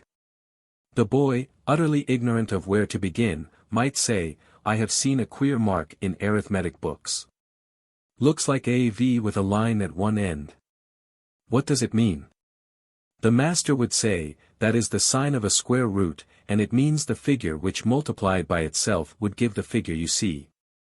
The boy might put away that piece of information for future use, but ignorant, so far, of multiplication, would not all at once be much wiser.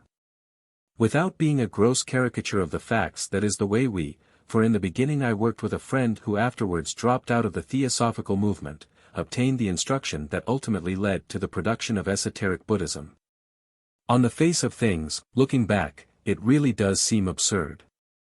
We felt that we were in close touch with almost infinite wisdom and knowledge, and we plunged into some of the most enormous problems of human evolution.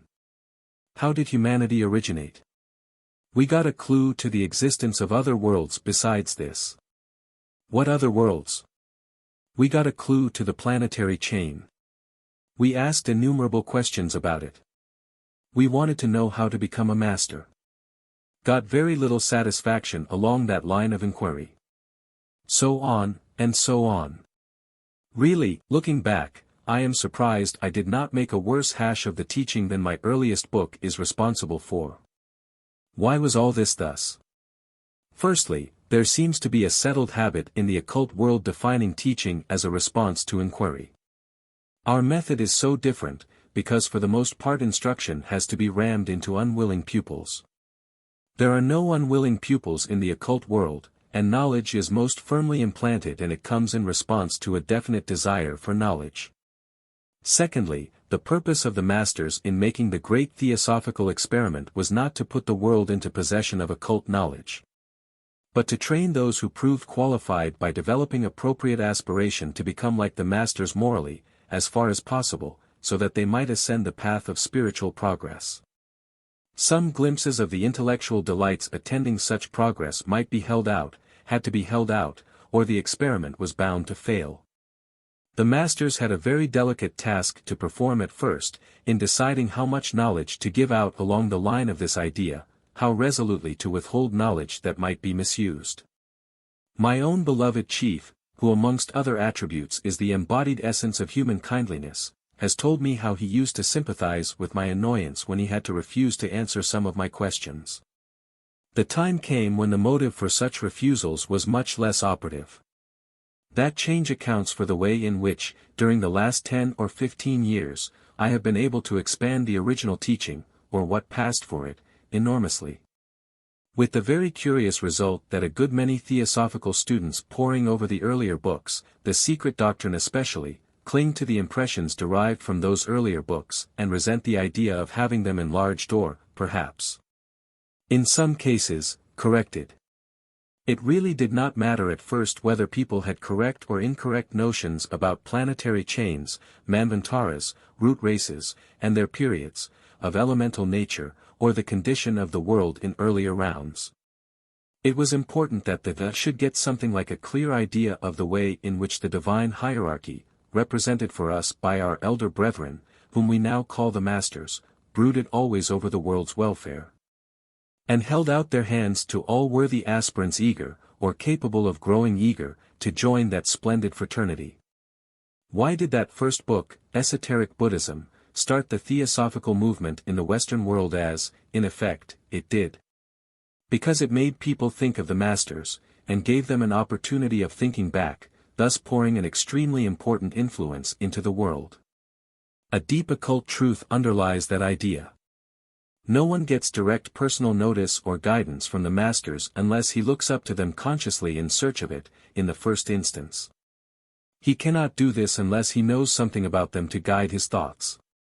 The earliest book gave multitudes a hint of their existence, made the readers think of the masters, however vaguely. This gave them their opportunity. They shed back influences upon those who thought of them. Few of us have, even now, more than a very imperfect conception of thought as a power. The thoughts that flew back and forward among readers of the earlier books gave rise to the Theosophical Society. A long time elapsed before the higher powers felt sure that it would last. Many people imagine that it was founded in 1875. Look back to the first volume of Isis Unveiled, page 12 of the introduction, and reconsider that impression. It was not until nearly 10 years later that the society began to excite real interest in the Western world, and nearly another 10 years elapsed before it was so firmly rooted that the masters could regard it as an accomplished fact. In the interval between the early 80s and the early 90s it went through vicissitudes that almost killed it outright, but it survived them, and its life became assured. Then it was that restrictions, frightfully in my way at first, faded away.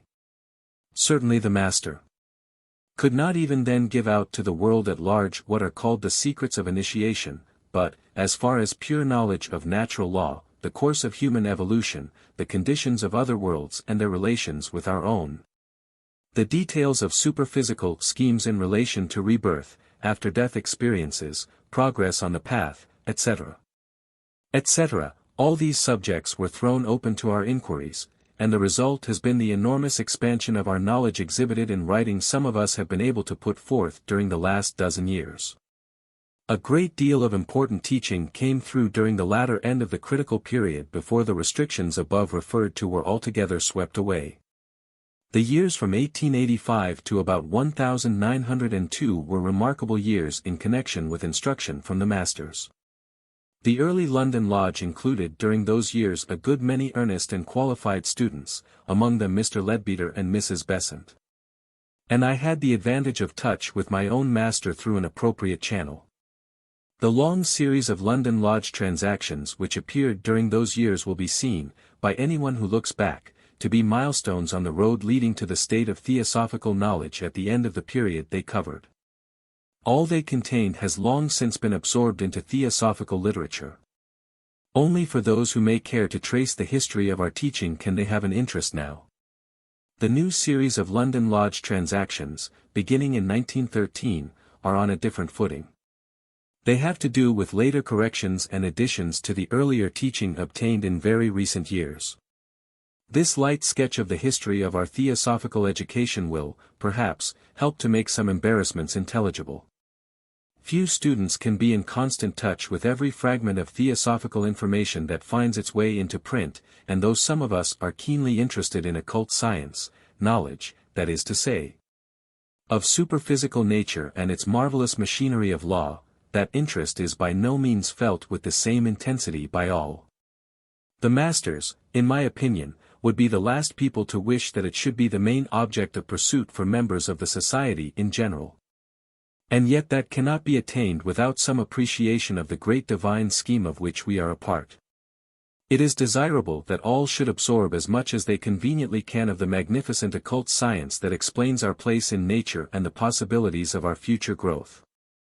Broad, vague impressions on these subjects are, however, enough to give color and meaning, so to speak, to efforts we may all make toward living up to the ethical teachings from the master level, the comprehension of which puts no strain on even the most humble estimate we can form of our intellectual capacity.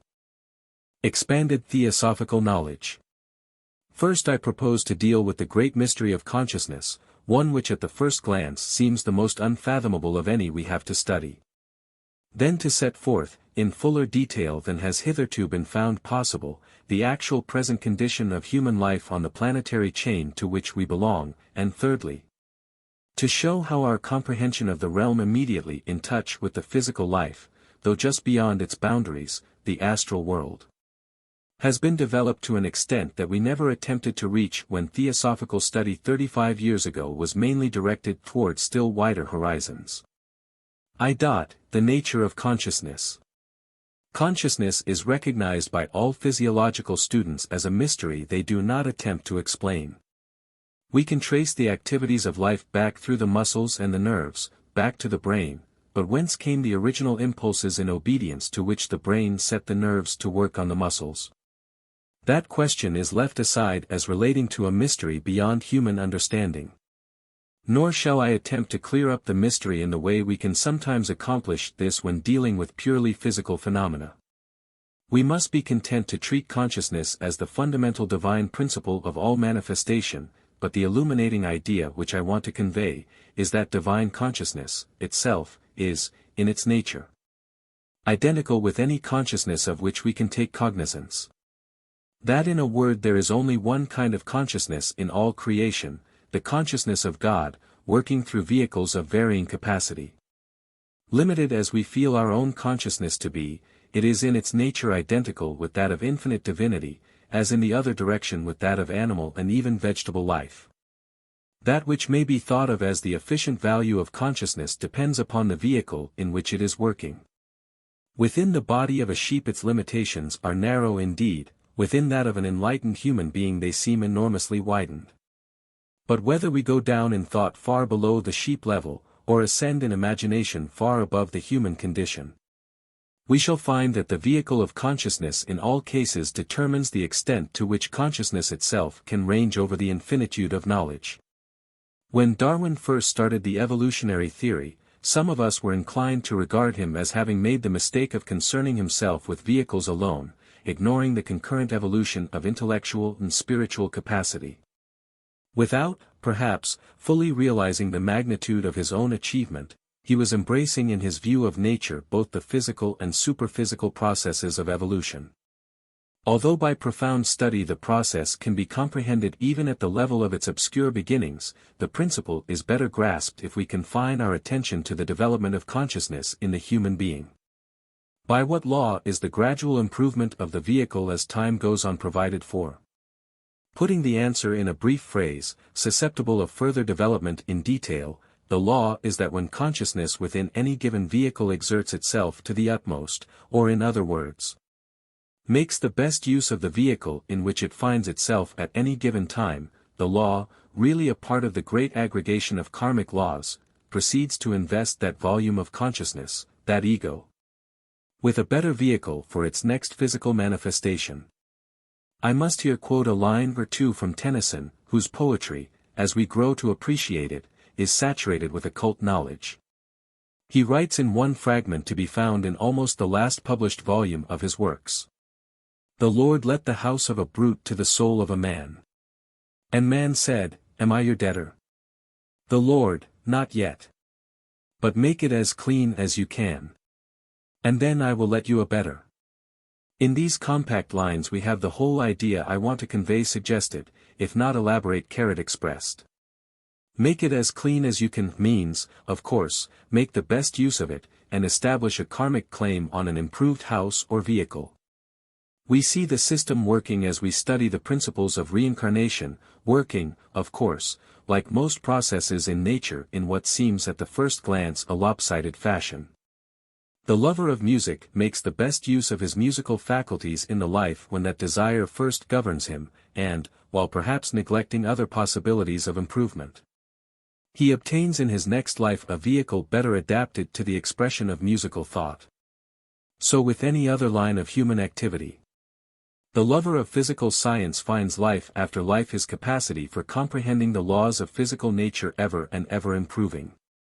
The philanthropist, unconsciously to himself, is imbuing his permanent atoms with an ever-increasing eagerness to benefit his fellow creatures. Down to the minor developments of intellectual capacity, the study of mathematics or philology, the same invariable principle may be discerned. No one can in one life clean all the rooms in his house, to follow Tennyson's metaphor. But by degrees all in turn will be found to have claimed his attention, with the ultimate result that the ego acquires a vehicle of consciousness perfected beyond the needs of commonplace life, and passes into the ranks of those we know something of, the masters of wisdom. As one burst of sunshine may illumine a landscape previously obscured by shadow, this simple idea seems to clear up whole realms of vague speculation concerning the processes we commonly refer to by the vague term evolution. And by the light so shed on the whole subject, we begin to put a scientific face upon a vast range of cloudy speculation embodied sometimes in the phrase, the immanence of God in nature. Imagination, of course, reaches out vaguely towards the supreme problem: what is the nature of the vehicle within which divine consciousness works? And in that direction, at present, at all events, it is useless for us to aspire. But fully appreciated, the present interpretation of consciousness gives unity and meaning to the whole design of creation from mineral manifestation upward through organized life to infinitudes beyond. It will be found to harmonize with every great idea that theosophical thought has been endeavoring to deal with. A compact phrase I have often been fond of quoting rests in its significance on the principle I have been endeavoring to define: whatever is, has been, or will be, human. At the first glance the value of the phrase seems to reside in the promise it holds forth that all human creatures may aspire in thinking of the possibilities that await them towards absolute infinitudes of glorified existence. And it does that, but it puts, so to speak, a scientific face upon the magnificent prospect, and it fits in with every idea we have been taught to work with concerning the dependence of progress on individual exertion. No one is lifted to a loftier level of being than that on which he finds himself at any given moment, by any power exterior to himself. Helped by suggestion. Yes, we may all welcome such help as that, we can none of us dispense with it. But the suggestion must in all cases be a hint pointing to individual exertion. Actual progress in every case must be the product of individual will and effort, the effort to make the maximum use of life's opportunities. Or, in other words, of the vehicle in which consciousness for the time being is working. Hardly any of the misty thoughts in which old-fashioned psychology indulged will remain clouded by vagueness when the principle I am dealing with gives them definite shape. I will venture on a subtle illustration of this idea. Thinkers who rather resent than aspire to clearly defined knowledge concerning the spiritual aspect of their own nature, are often fond of treating Christ as a state of consciousness.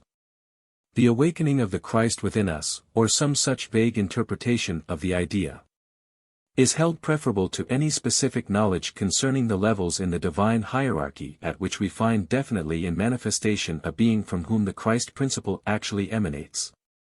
Attached as many thinkers are to the cloudiness of mysticism, the recognition of such a specific being seems to them to degrade the idea. And yet with the knowledge concerning the divine hierarchy that has been in theosophical possession almost since the beginning, we know that there is a specific being at a certain level within the divine hierarchy of the solar system, to whom we may definitely look up as the conscious source of all spiritual influence.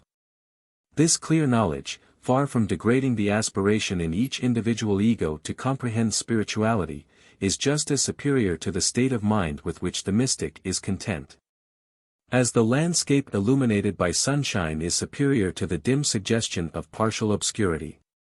Undoubtedly in all research or teaching connected with spiritual truth mysteries still lie beyond any that are being by degrees cleared up, stretching beyond these to all infinity. But the more our knowledge is expanded, the better we realize that cloudiness of thought, uncertainty as we gaze upward, vagueness of expression as we attempt to put aspiration into words, are merely due to want of further knowledge. As definite and precise as our knowledge has now become in reference to the simple phenomena of chemistry, so defined and precise to a higher understanding must the conditions of spiritual life ultimately become.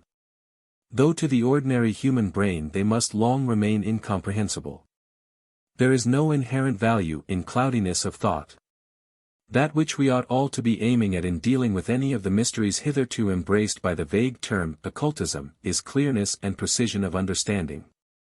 The truth, if we could comprehend it, is as clear and precise as any of those simpler truths of nature within our grasp. And the task before us is not that of continuing to treat spiritual research as something too sacred to be cramped by outline or form. There can be no spiritual truth so exalted and for us at the moment incomprehensible, which does not have as clear an outline and as defined a mental shape for consciousness working in appropriate vehicles as the simpler relationships of molecular physics already have for ourselves. 2. The planetary chain. The first idea we had about the progress of life on planetary chains was, looking back upon it, all we could be expected to understand at the first blush. It was a huge expansion of the elementary idea that this world was the beginning of all things, and that its gradual creation could be traced in the familiar language of Scripture. The very notion of planetary chains was an entirely new one which had to be assimilated by degrees, and has needed in later years very elaborate explanation.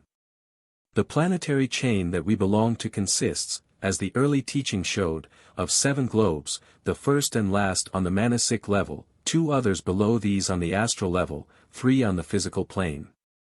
We jumped to the conclusion in the beginning that all planetary chains were alike, consisting of 7 globes, and the idea has unhappily permeated theosophical literature to that extent that it has misled many thinkers. It is really only the middle chain of a manvantaric series that consists of 7 planets. In the previous manvantara a chain had only 5, in the one before it, only 3, and in the one before that, only 1. I will not stop to work out this idea in all its scientific beauty. A mere hint will be enough to show how the whole series of Manvantaras is a harmonious conception beginning with the divine thought, the first Manasic globe, culminating in some supreme results that are beyond our present comprehension in that faraway future when the whole series will be complete. But keeping our attention fixed for the moment on our present planetary chain of 7 globes, the first idea we have to realize is that, when we were told in the beginning about the great life wave sweeping on from world to world, and for the present occupying this earth, we were put in possession of a broad idea which is perfectly true, but which requires elaboration. The main part of the human family to which we belong does occupy this earth at the present time, but during the various rounds of progress which have been going on for an almost incalculable past, the family has to a certain extent straggled over the whole series of worlds constituting the chain. At present we shall find it impossible to understand the conditions of life on the superphysical planets, and we may leave them out of account for the moment. But on the 3 physical, including Mars behind us and Mercury in advance of us, the human family is now distributed, part of it already established on Mercury, part left behind on Mars. The explanation is simple. While the great majority swept forward to this earth, the laggard remnant not yet qualified for incarnation here remains on the planet Mars, a superior vanguard already getting forward to the planet in advance. The retarded condition of the Martian remnant, counted, of course, by a fairly large number of millions, consists of those who have, reverting to my former explanation about consciousness, failed to make the exertions required for the acquisition of superior vehicles. There is no vehicle of human consciousness on this earth amongst even the lowest savages that is not definitely superior in some important ways to the vehicles of consciousness now inhabiting Mars. Strange to say, as often happens on the downward arc, some capacities are still active amongst them, which enable them to do things that we ourselves, in spite of our superior development, are unable to accomplish. The Martian people can handle matter by arts that we, to a certain extent, have lost, though the use of such arts does not represent superior intelligence any more than a spider's capacity to make a web that no human art could imitate represents intellectual superiority on the part of the spider. Morally, the condition of the Martian people is below any level that we can easily comprehend. Their forms are to our more cultivated taste grotesquely ugly, and they practically exemplify a saying applied with less appropriateness to some savage races of our own globe: manners they have none, and their customs are beastly. The animal life on Mars is at a low level, corresponding to that of the people. It is purely reptilian in its character, and the development of taste amongst the people may be imagined from the fact that their food consists of the blood of the reptiles swarming in the vast inland lakes commonly called canals, with which the habitable portions of the planet are covered. Even amongst the Martians the evolutionary law which presses gradually on the multitude is slowly working. Some egos, for already the Martians must be thought of as human, gradually establish claims on a better vehicle of consciousness than those around them, and then they become qualified for incarnation on this earth, and are brought over under the guidance of appropriate emissaries from the White Lodge in batches sometimes of fairly considerable number. I have heard of a recent case in which within the last year or two, a batch of about 100,000 Martian egos were imported into this world, finding incarnation, some of them, in the Aborigines, as they are called, of Australia. Some in the lowest types of Central Africa, the best of them amongst the populations of Central Asia. The conditions on the other hand involving the premature migration of egos from this earth to Mercury are curious and interesting when understood. But at this step of the explanation it will be more convenient to stop and take a new departure having to do with the relations of the various planetary systems or chains of our solar system with one another. Even in the first sketches of occult teaching, as soon as the notion of the planetary chain had been established in the mind, it became clear that egos evolving around any given planetary chain, granting free will to each, must work out different destinies. Some egos would advance more rapidly than others, so that at a fairly advanced stage the whole process there would be immense intervals of conditions between those in the vanguard and those in the rear. Then it was explained that at a certain stage in the development of any given planetary chain some would have fallen so far back, as compared with their more persevering companions, That physical progress for the best would have advanced to a condition in which the worst would not be qualified to make use of the forms then in process of development. In other words, and in the rougher language of our first explanations, a period is inevitable in each planetary scheme when those who cannot advance farther drop off from the main current of evolution. Only those who have made better use of their opportunities reaching onwards towards the final possibilities of their existence. This period used to be spoken of as the critical period of the fifth round, and for a long time information reached us as to what would be the final destiny, in the case of our own planetary scheme. Of those who would fall off from evolution at that remote period far ahead of us, the middle of the round destined to succeed that with which we are at present concerned. Later information filled up this gap in our knowledge, and in so doing threw a flood of light upon the constitution of the solar system as a whole. Obviously the senior planetary scheme, of which Venus is the physical world, has long since passed that critical period, although for us it lies so far still in the future. Already the course of events must have decided the fate of the failures of Venus at the critical period, and the answer given me, when I was eventually enabled to put the question, at once showed how various planetary chains of the solar system are not to be regarded as entirely independent undertakings. They are linked together in an extremely intelligible fashion by the fact that the egos who become the failures of one planetary scheme pass into the evolution of the planetary scheme next in order of development. So the simple answer to the question, where are the failures of the Venus scheme, is embodied in the one word, here. Certainly, in my own experience, no one word ever before threw such light on vast regions of speculation. One saw the whole 7, or rather 10, planetary schemes, all forming part of one coherent design. One saw the reason why they were not all at this moment in similar stages of progress. One could look forward to the time when, for example, the planet Jupiter, now an incandescent mass of mineral matter, will become an inhabited home of future races. When those which inhabit our earth will no longer number among them any beings of a less exalted spiritual rank than those we now think of as the masters.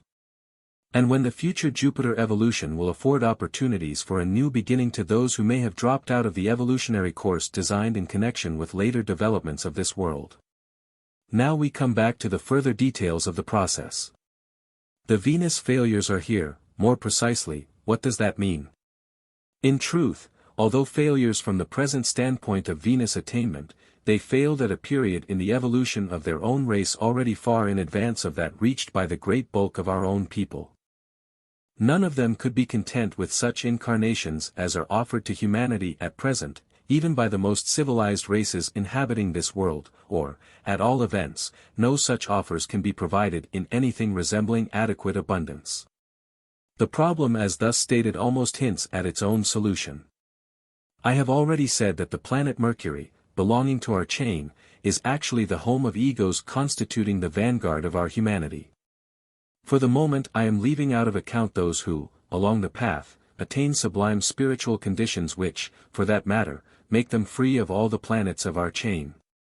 But Mercury, inhabited by the very best, so to speak, of the human family, became a region in which the Venus failures could freely incarnate, and at the present moment Mercury is the more precise form of the word here, which impressed me so much when I first heard it used in this connection. And now let us realize more in detail the nature of the life of which Mercury is the home. In many ways it is so far superior to the conditions we are familiar with here, that only by degrees can we form any conception of it. In some respects we are helped to do this by a book which, at the first glance, has nothing whatever to do with scientific occultism, Bulwer Lytton's delightful story, The Coming Race. We do not go far in occult study before coming into touch with the frequent occurrence of literary inspiration. Masters taking an interest in that work, and finding sensitive authorship, will constantly inspire poetry and fiction, while others, indeed, are inspiring scientific thought, but that need not be dealt with at this moment. The master who inspired Bulwer Lytton with the ideas so prettily set forth in The Coming Race did not, so to speak, give himself the trouble to invent an imaginary world of dignity and beauty. He simply drew on his personal knowledge of the conditions actually prevailing on the planet Mercury, conditions absolutely familiar, not merely to the great masters, but to many of those of somewhat lesser rank, who are already able, on the Buddhic plane, to roam the solar system at discretion. Perfect harmony prevails in the delightful mercurial community. The satanic influence which has filled this world with strife and confusion, whether we contemplate political, industrial, or international relationships, has never penetrated the peaceful regions of our beautiful sister planet. Intellectual advancement has far outstripped our own, and for many thinkers amongst us speculating on the possibilities of future sociology, it will be interesting to know that in reality on Mercury, as in Bulwer Lytton's story, the female half of humanity is distinctly, though in no inconvenient degree, superior to and predominant over the other half. It is difficult to make the statement in any form of words which does not convey at the first glance a misunderstanding, because the very words male and female, as we use them here, have very different meanings on Mercury. Especially from the physiological point of view 7 from those we attach to the words in this less beautiful world. And, again, when we talk of superiority and predominance, we can hardly keep touch with ideas that seem from our experience incompatible with those others, the ideas of perfect harmony and love. Really all these apparently conflicting principles are susceptible of combination in a perfect chord like varying notes in music, and the whole subject tempts imagination. But for the moment I must revert to the connection between Mercury conditions and the claims on nature of the Venus failures. In its later evolution, possibly in obedience to a law which may govern other worlds, the people of Venus became very much more advanced students of beauty, among other things, than we on this world can claim to be as yet. That drift of development was already operative with the whole race before the critical period. So, as a matter of fact, Venus failures now on Mercury are enormously in advance of the earthly population, as a whole, as regards the appreciation of beauty on a level only represented amongst us, if at all, by the greatest artists of our period. Parenthetically I may here just mention a bit of information that reached me a long time ago, and seemed puzzling at the moment, concerning the peculiar karma which, in some cases, makes it possible for earthly egos to be prematurely transferred to incarnations on Mercury. I am not talking about the inner round, which is a subject apart. It is just possible for people appropriately qualified by their karma to be thus transferred. I must not stop to go into the numerous details of the subject, but one characteristic required by people unconsciously becoming qualified for the transfer, is the artistic temperament. They must have some qualification for appropriately enjoying the heredity of mercurial parents. This whole department of the subject is curiously fascinating. Of course, the word beauty must not be used in any narrow sense, but in one which includes the natural beauty of trees and flowers, the loveliness of color in a landscape, the harmony of form in a structure, as well as that beauty in the feminine aspect of humanity which is perhaps the variety of beauty we all think of first when we make use of the word. As above suggested, not quite all the Venus failures are already established on Mercury. Some, if not actually amongst us yet, are awaiting earthly incarnation, due, no doubt, to their exact place on the scale of evolution, and are meanwhile, from higher levels either on the astral or manasic worlds, influencing artistic thought. Inspiring artistic achievement actually in progress amongst us at the present time, and this has been going on over what we are in the habit of thinking of as long periods. Short, of course, as measured on the scale of natural evolution. The whole outburst of artistic capacity in Greece during that period the other day which we call ancient, was due to the way in which Venus failures in our higher worlds discerned in that race great capacities for the reception of their influence. Roughly speaking, all Greek art and sculpture may be regarded as having been a gift to us from the Venus immigrants, whom, from the Venus point of view, we must still speak of as failures. There is something eminently suggestive in the fact that a more highly evolved, more morally and intellectually perfect a race than our own, at its present stage, should also be identified with beauty for that matter. Not merely in regard to capacity to appreciate it, but in actual manifestation. Looking back far to the rear of our own place in evolution, we always find early forms, more or less to our senses, ugly and repulsive. The forms, indeed, of the degraded remnants of the human family on Mars are simply hideous, as compared with the best examples among us. The animal life there is uncouth and repulsive as compared with the animal life of this world. Doubtless there are exceptions that will leap into consciousness for everyone who thinks on the subject. But very broadly the law of nature appears to link the moral improvement of conscious beings with corresponding improvement in the beauty of form. When we understand the intricacies of karma better than we do at present, it may be possible to find out why men and women amongst us are sometimes conspicuous at the same time for beauty of form and atrociously defective character.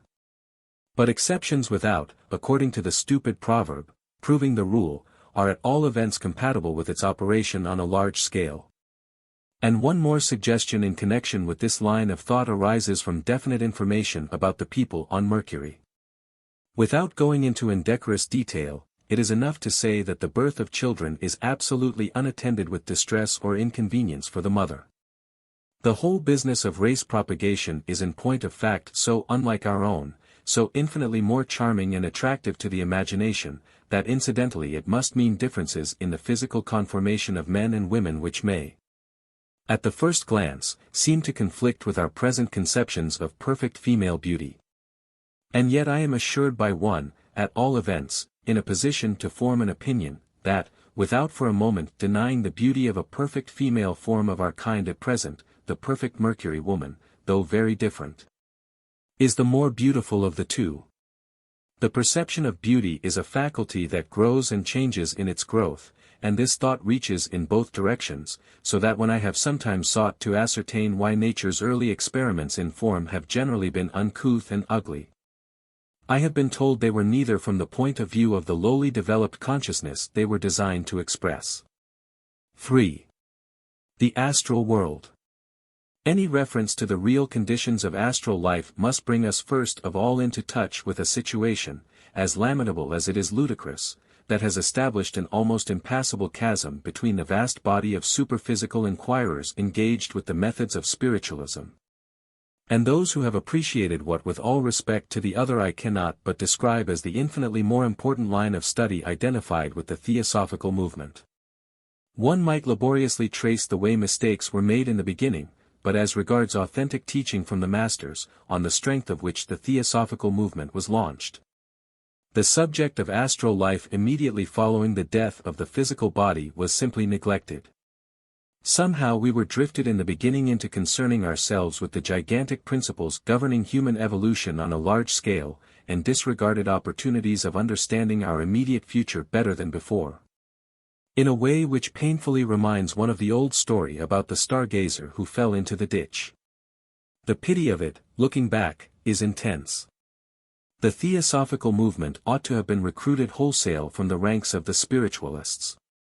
As things have turned out, it is only a few who can be drawn across the gulf dividing most of them from loftier work. But now, forgetting all this, let us turn to the accurate information which in later years some of us have been able to obtain from lofty sources of information concerning that astral world which 30 or 40 years ago the spiritualists understood better than the first writers on theosophy, but which now we are able to examine and interpret to an extent which puts the knowledge acquired by the ordinary methods of spiritualism in the background altogether. To survey the astral world in its entirety and to comprehend its manifold varieties of condition, the survey must be on an altogether higher level of consciousness than that of the normal inhabitants. This idea, which is obvious as soon as stated, is ignored altogether by spiritualists of the simpler type, who imagine that because their friend has passed to a new state of existence he must know, not merely all about it, but all that relates to human destinies beyond his own condition. And many spiritualists will even accept negative testimony, a spirit who quite truly says that he cannot perceive any reincarnations in progress is held by his friend on this plane to have proved that no reincarnations take place. But in thus indicating the necessary imperfection of the spiritualistic method as a means of acquiring knowledge, let me, before passing 011 to deal with the knowledge acquired in other ways, bear testimony to the magnificent work that has been done in the world by spiritualism in its relations with religious thinking. The growth of materialistic belief in the middle of the last century was so powerful that, if entirely unchecked, it would probably have extinguished religious thinking altogether. Spiritualism, by proving that there was another life after this, and one with which we could get into touch, broke up the domination of the materialistic school in a way which no theological influence could possibly have accomplished. Coming to detail, we find the number 7 playing an important part in the astral economy, as in many other ways with which we are familiar. It is a great mistake to imagine that 7 as a key number is one of any deep significance in the universe at large. It has a deep significance as regards our world, of which, after all, the astral plane is merely a part as definitely objective as so much granite rock to appropriate senses of perception. To those the granite rock would hardly make an appeal. We must think of the astral world to begin with as consisting of a vast series of concentric shells entirely surrounding this earth, the aggregate diameter of which is enormously greater than that of the physical globe. It is difficult to get measurements in miles when dealing with the region of nature in which, for some purposes, distance is almost negligible, and yet, in truth, there are definite magnitudes in connection with the various subdivisions of the astral world which may actually be expressed in terms of our measurement. Enough for the moment to realize that the height above the Earth's surface to which the loftier subdivisions of the astral world extend is to be thought of at least in tens of thousands of miles. Then, if we begin to attempt a survey of the varied subdivisions, we have to recognize that the astral plane interpenetrates the physical body of the Earth to a fairly considerable extent. And that the regions thus submerged below the Earth's surface are horrible in their characteristics, though definitely fulfilling a purpose in the divine plan of human evolution. There are 2 distinct concentric shells of astral matter sunk within the body of the Earth. The lowest of all is one with which humanity has scarcely anything to do, or ought not to have anything to do, though in the ghastly unprecedented conditions of satanic disturbance that we are going through. Influences from that lowest astral region have been brought to the surface for our profound discomfort. Subplane number 1 ought to be concerned merely with the gradual disintegration of elemental forms that played a part appropriately enough in the very earliest history of this planet, but the need for which has long since expired. Level No. 2, immediately below the Earth's surface, is the real hell of actual nature, a condition of suffering for those who drift thither that can hardly be exaggerated in imagination. That such suffering, however, is destined to be curative in its character is a fundamental idea to which, investigating that region, we should always cling. It deals only with the most hideously degraded and atrociously criminal representatives of our humanity. Without for the moment attempting to go into further detail in connection with this ghastly department of the subject, we still have to realize that when we consider subplane No. 3, that which is the first above the surface of the physical world, we are still in touch with a purgatorial realm, the curative influences of which are appropriate to evildoers whose iniquity falls short of that which leads to the lower hell. Experiences on number 3 may, nevertheless, be of a serious character. The misapprehension people are so liable to fall into in connection with this purgatorial condition arises from a very common tendency to take too severe a view of our own shortcomings.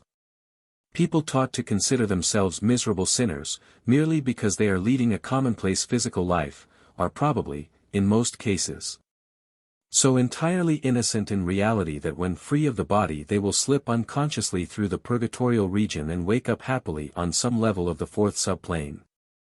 Again, the study of the purgatorial region is so intricate that imagination is misled if we dwell upon it elaborately before realizing the still greater and altogether beautiful intricacies of the higher subplanes which, from the lower levels of the 4th right up to the highest, are hardly tinged with any emotion in the nature of suffering. The intricacy and complication of the vast 4th subplane will be readily comprehended, when we think of it as the natural future home of entities as varied as the population of the earth, or, leaving out of account the humbler multitudes of uncivilized communities, the difference between individual egos within the limits of a civilized country like our own are so enormous and elaborate that natural law has, indeed, a delicate task in providing all with perfectly suitable environment in the restful period between 2 physical lives. Close observation, to begin with, divides the 4th subplane into another septenary series, but 7 is left far in the rear as a number indicative of the need such life develops for variety. On quite the lower levels of the fourth we find life carried on with such close resemblance to the conditions of physical life on this globe, that when we hear of houses, theaters, and amusements there, landscapes and lakes, and actual furniture in the houses, some of us start up indignantly with the idea of associating such phenomena with a spiritual condition. The spiritual life and fleshly life are, however, closely intermingled, not merely in the living human body, but in the superphysical worlds, appropriate to human existence. There are people on the astral world free of all painful embarrassments, but who have not climbed beyond the conception of happiness associated with physical enjoyment. To find these still available to the astral life, their aspirations in that direction must, indeed, be a good deal refined. And we have always to remember that the affections which play so important a part in our life even here are still more supreme in their importance on all the happy levels of the astral world. Karma entangles incarnate life with all kinds of associations, and though it may permit us to enjoy some really congenial companionship, it often forces upon us a good deal of the other kind. In the astral life, even on the fourth level, not to speak for the moment of loftier conditions, people are never thrown into companionship which is otherwise than congenial. This is one of the foremost assurances we gather from people speaking to us from the next world. Sometimes they are still with friends they have known and cared for on the earth life, but in any case with people towards whom they feel entirely sympathetic. In attempting this sort of survey, the magnitude of the task is intimidating. We have accumulated such a vast body of detailed information concerning astral life, that, to use a favorite simile, one cannot see the forest for the trees.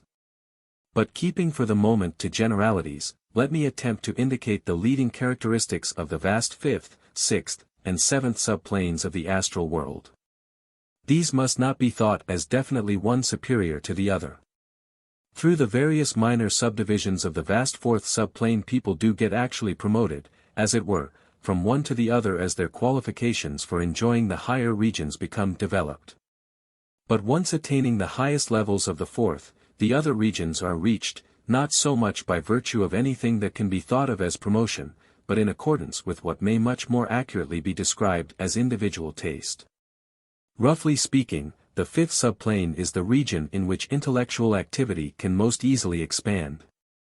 The sixth is more devotional in its character, while the seventh is a region in which those egos that have played an important public part in the earth life find themselves in congenial companionship, and within reach of opportunities for developing their own qualifications as leaders of men in preparation for future incarnations along that line of activity. The idea just hinted at interprets the enormously significant fact that in various departments of human distinction great egos remain by preference on the higher levels of the astral world instead of passing on, as they conceivably might, to the still more elevated conditions of the manasic plane. Let us consider, for example, the choice to be made by the great men of science as they pass on from physical life. Assume, first, that they have no bad karma to keep them for a while on number 3. They wake up on the highest levels of the fourth in company with congenial friends in their own line of development. They quickly learn that on the fifth, to which they can pass on at will, splendid opportunities for carrying on the scientific researches to which they may have been devoted lie within their reach. They see that to take a forward leap to the manasic plane would break the continuity of their work, land them on levels of perception out of tune with the science they have been used to. It would carry them on to another line of development altogether. By keeping on the astral they acquire new knowledge in tune with that of their lives just spent. That will invest their egos with expanded capacity. In the next life on earth they will be able to carry on their work from the point at which they left it off last, and they see the plain path of duty before them. The same principle certainly applies to the case of the great poets of the past who are gathered together on the sixth subplane, though in other departments of artistic greatness complications may arise. But how about people who are not especially distinguished? Have they any choice as regards astral and manasic destinies? Serious confusion of thought arose among theosophical students in the beginning by reason of the way in which we happened to pick up some quite correct information about the devachanic state. That is a condition of blissful illusion on the lower levels of the manasic plane, appropriate to people innocent of wrongdoing, of affectionate nature, but not highly qualified intellectually, or in other ways. For active work or progress on the astral plane. The mistake we made at first was to suppose that the devachanic state was a goal to be aimed at by all. As we have come to understand the life and opportunities of the higher astral world, the mistake assumes a ludicrous aspect.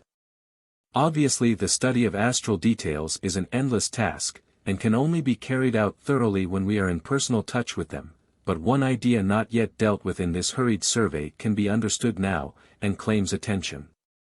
Besides that which may be broadly thought of as the stratification concentrically of the astral world, it has vast divisions that may be thought of as corresponding to the geographical divisions of this earth.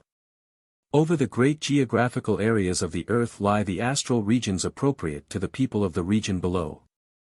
Thus the astral regions over India and other parts of Asia are quite different in many ways from the astral regions over European countries. This does not interfere with the fact that movement from one part of the astral world to any other with the velocity of light is open to anyone belonging to that world who knows, to start with, that he has the power of getting about in that way. In truth, that knowledge only appertains to people who have been making some progress during physical life in occult study. The vast majority of perfectly commonplace people on the comfortable lower levels of the fourth subplane never want to investigate, for example, the corresponding conditions of the Indian astral world.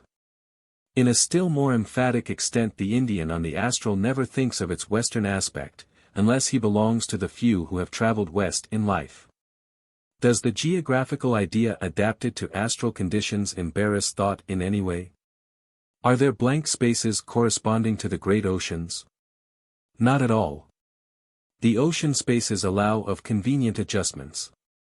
Our British astral stretches half across the Atlantic, and no doubt impinges, though I do not remember to have heard of this as a fact, on the American astral, necessarily a very wide domain.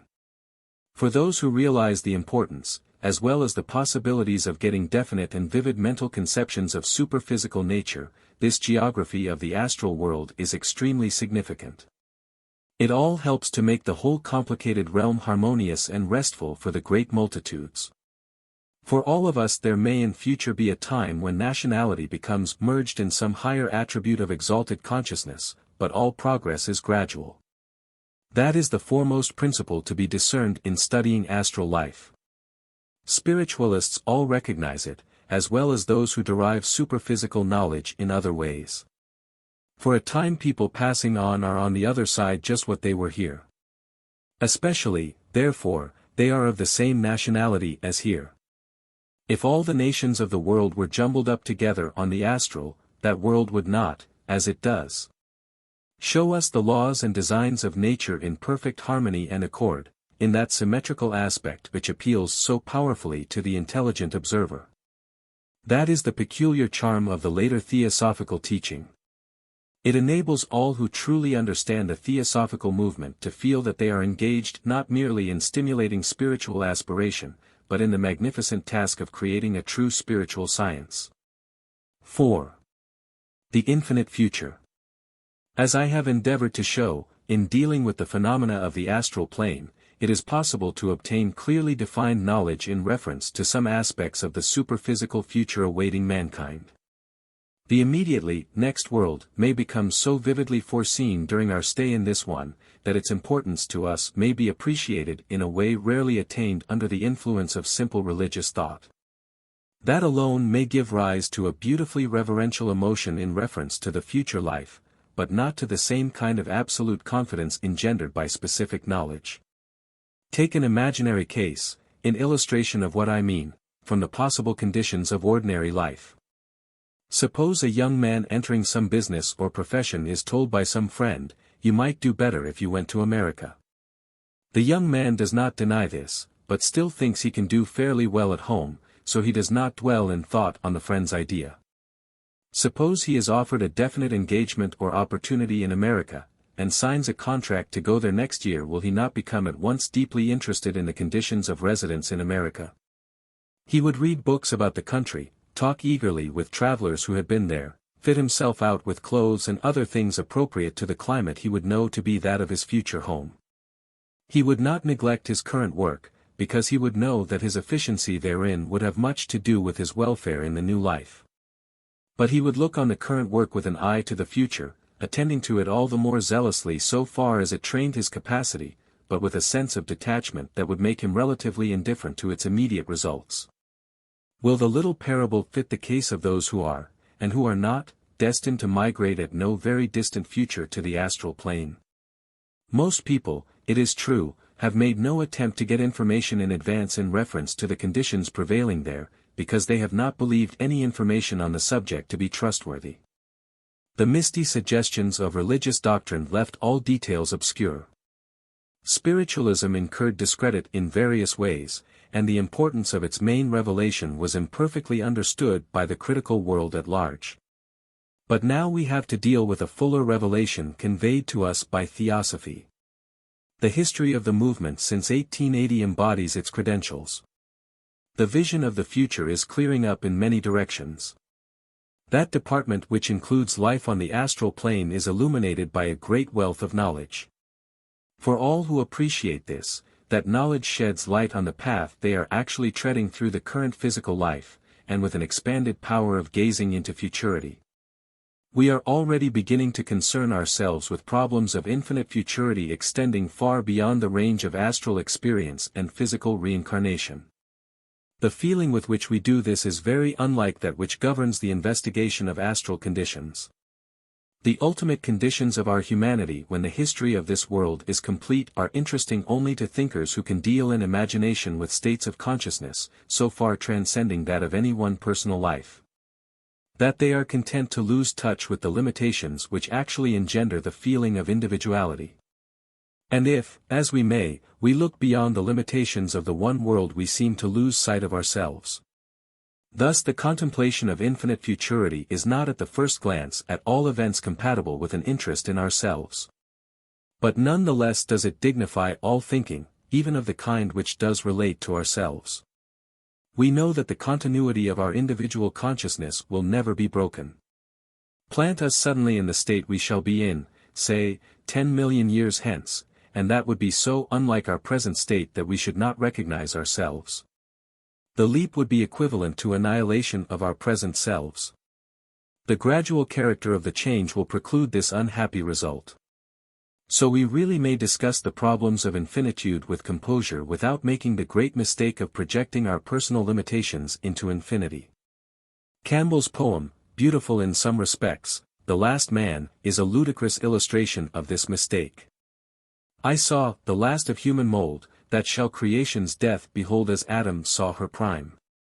No doubt, the sun himself must die, but that will not happen till the life of the sun, including ours, is transferred to another vehicle, and we know enough now to foresee the change. We know that our sun is one of many constituting a stupendous cosmos, of which the great star Sirius is the center.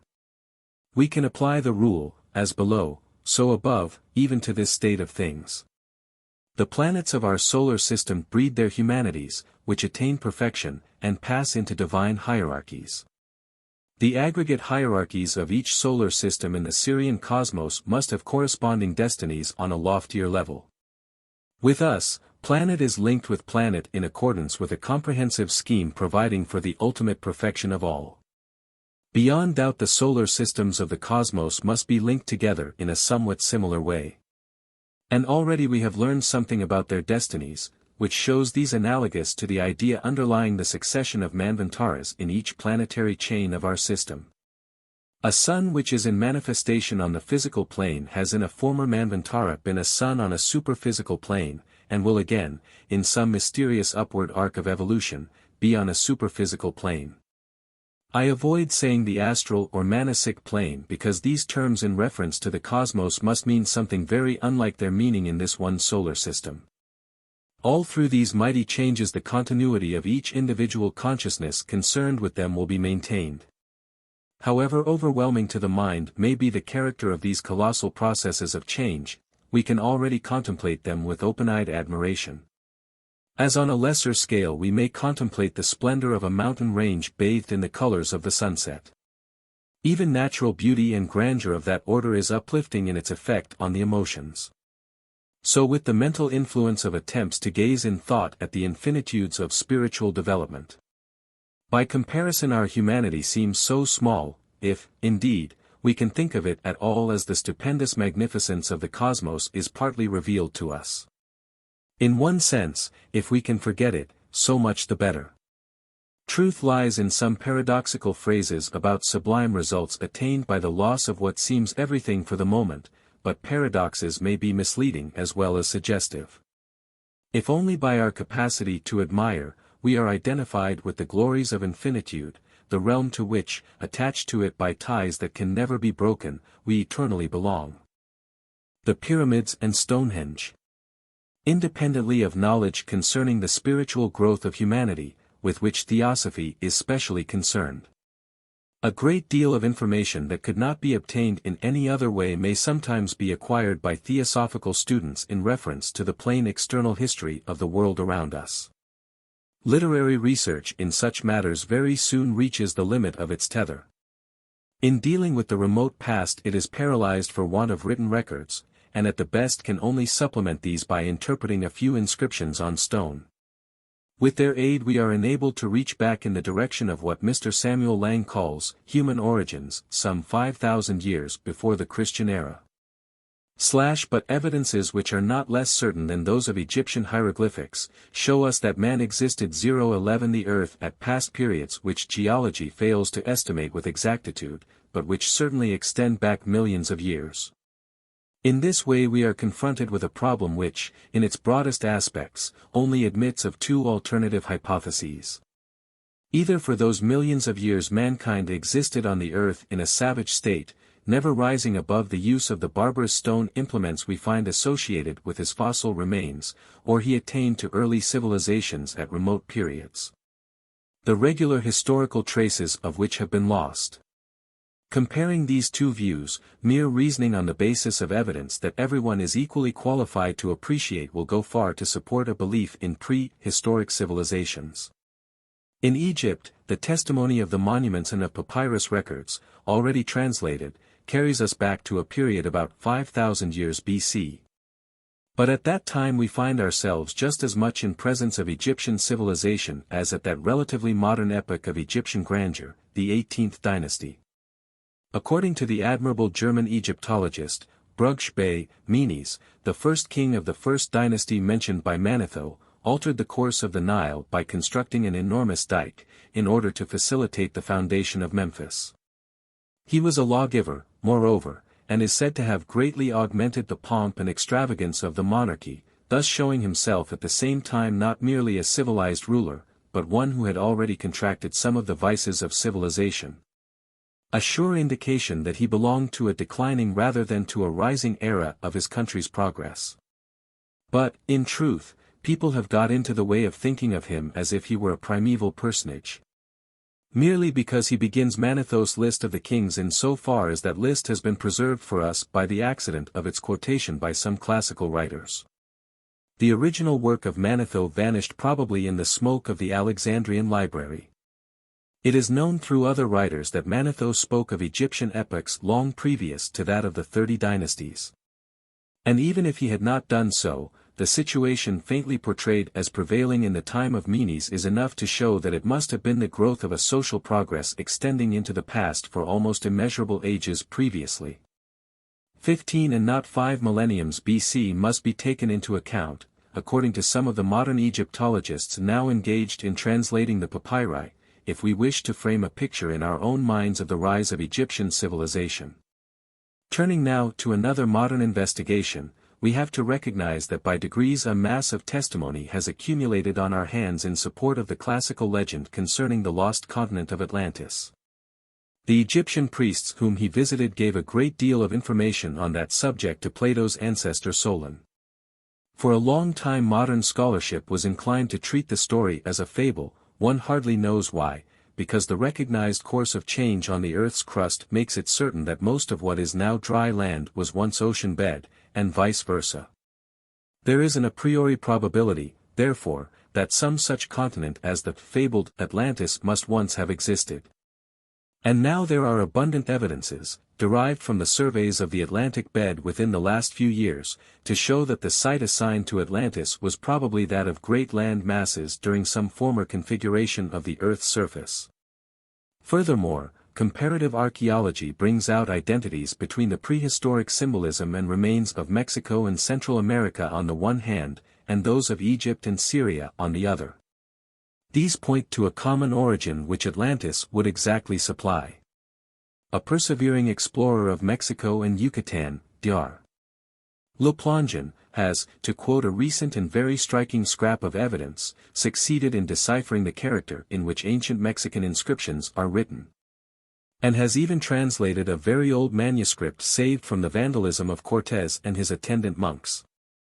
This turns out to include a straightforward record of the final catastrophe which swallowed up the last remnant of Atlantis 10 or 12,000 years ago. The question of Atlantis is immensely important, and I am, for the present, merely referring to the chain of reasoning by which its actual existence in former days is supported. A thorough examination of the merely exoteric evidence on the subject would be a large undertaking in itself, and I have another task before me for the moment. But all theosophical students, and even cursory readers of theosophical books, will be aware that the teaching concerning the origins of the human race that have been given to the world in connection with the inauguration of the theosophical movement gear in with that belief in the former existence of the Atlantean continent which, as I have shown, is making its way even in the outside world, which has nothing to do with theosophy. Humanity, according to all theosophical authorities, is evolved through a series of great root races, of which the Atlantean race was the predecessor of our own. I do not put forward the statement as in itself conclusive, because the whole character of theosophic teaching, as far as its really qualified exponents are concerned, is opposed to the principle of ex cathedra assertion. The regular method of instruction adopted by the masters of occult science is to show the student how his own interior dormant faculties may be awakened and brought to bear the discovery of truth. Whether it has to do with the planes of nature and consciousness superior to our own, or with periods of the world's history long anterior to our own. Until the pupil is sufficiently advanced to have the power of applying his own direct perceptions to the questions he may wish to investigate, he is almost discouraged from taking the statements of others, more advanced than himself, on trust.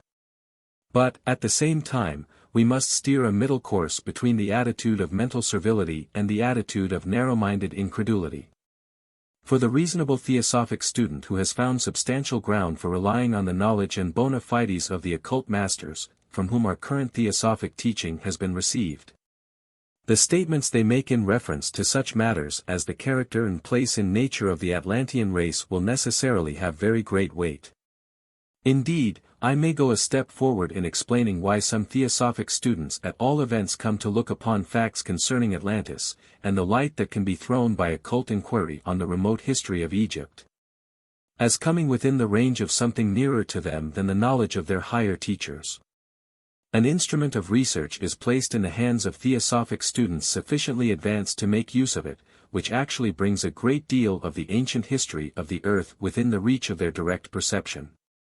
This is the faculty of actually seeing, with an inner sense adapted to the process, former states and conditions of any place or object with which the seer or clairvoyant may be in contact. Many people of our day are so ill-informed concerning the most interesting developments of science in progress around us, as to disbelieve in clairvoyance from A to Z. To those of us who know better, that is like disbelieving in the differential calculus, an attitude of mind simply absurd in presence of recorded facts and experience. Clairvoyants may be 1 per mil, 1 in 10,000 if you like, of the population at large. But they are sufficiently numerous to make the reality of their capacities as certain as the occasional capacity of the human mind to understand the higher mathematics. Clairvoyance has many varieties and ramifications, but that with which I am concerned for the moment has been called, rather clumsily, perhaps, by modern writers dealing with it, psychometry. In its simplest manifestation it is not very uncommon. I have met many people, besides those who have had a regular occult training, who are able, by fingering a letter, without looking at it or reading it, or perhaps by putting it to their foreheads, to get impressions concerning the person who has written it, extending sometimes to an accurate delineation of his outward appearance and character. Now, this accomplishment depends upon facts of nature that are enormously important in their wider manifestations. Psychometrizing letters bears to the law under which it becomes possible much the same relation that the experiment of rubbing sealing wax so as to make it attract little bits of paper bears to the whole science of electricity. There is a medium in nature in which pictures, so to speak, of all that has ever taken place on earth are indestructibly preserved forever. This medium is spoken of in the occult literature of the East as the akasa. European medieval occultists mean the same thing when they speak of the astral light. This astral light includes a record for those who can perceive and interpret it, that dwarfs to insignificance the value, for historical purposes, of all the written documents the world contains. Psychic faculties of a very adept-like order, educated, moreover, with scientific precision, and borne up on a highly spiritualized character, are required for the complete exploration of the astral light. Such faculties belong to the higher theosophic teachers, and it is partly to their exercise that is due the knowledge concerning the remote past of the world which they possess. I say, partly, because, in truth, the higher initiates of occultism possess written records that have been handed down to them by a line of predecessors, but their own faculties enable them to verify these at any time. And, in truth, there are stages of development which many of their pupils reach from which a great deal of historical, not to speak for the moment of other sorts of, information can be gathered from the astral light. This has sometimes been called the memory of nature. All memory, even that of the most familiar kind, is in truth a reading in the astral light. But the faculties that have not been developed by occult training are only capable of reading those records, at the making of which the person concerned has actually been present. Only with those have his astral senses been closely enough associated to make it possible for him to recover touch with them at will. The occultist whose astral senses are very much more delicate is able to follow other channels of association, other magnetic currents, to use the technical expression. And this hint gives us the clue to the comprehension of the psychometric faculty. Tangible objects, as well as the inner vehicles of human consciousness, are connected by permanent magnetic currents with the astral records that have been originally established in their neighborhood. The trained occultist, by touching or handling such tangible objects, is enabled to get upon these currents, to put his own astral senses into the same relationship with the astral records to which such currents lead. As that which normally exists between his own astral self and bygone scenes of his own life that he has witnessed.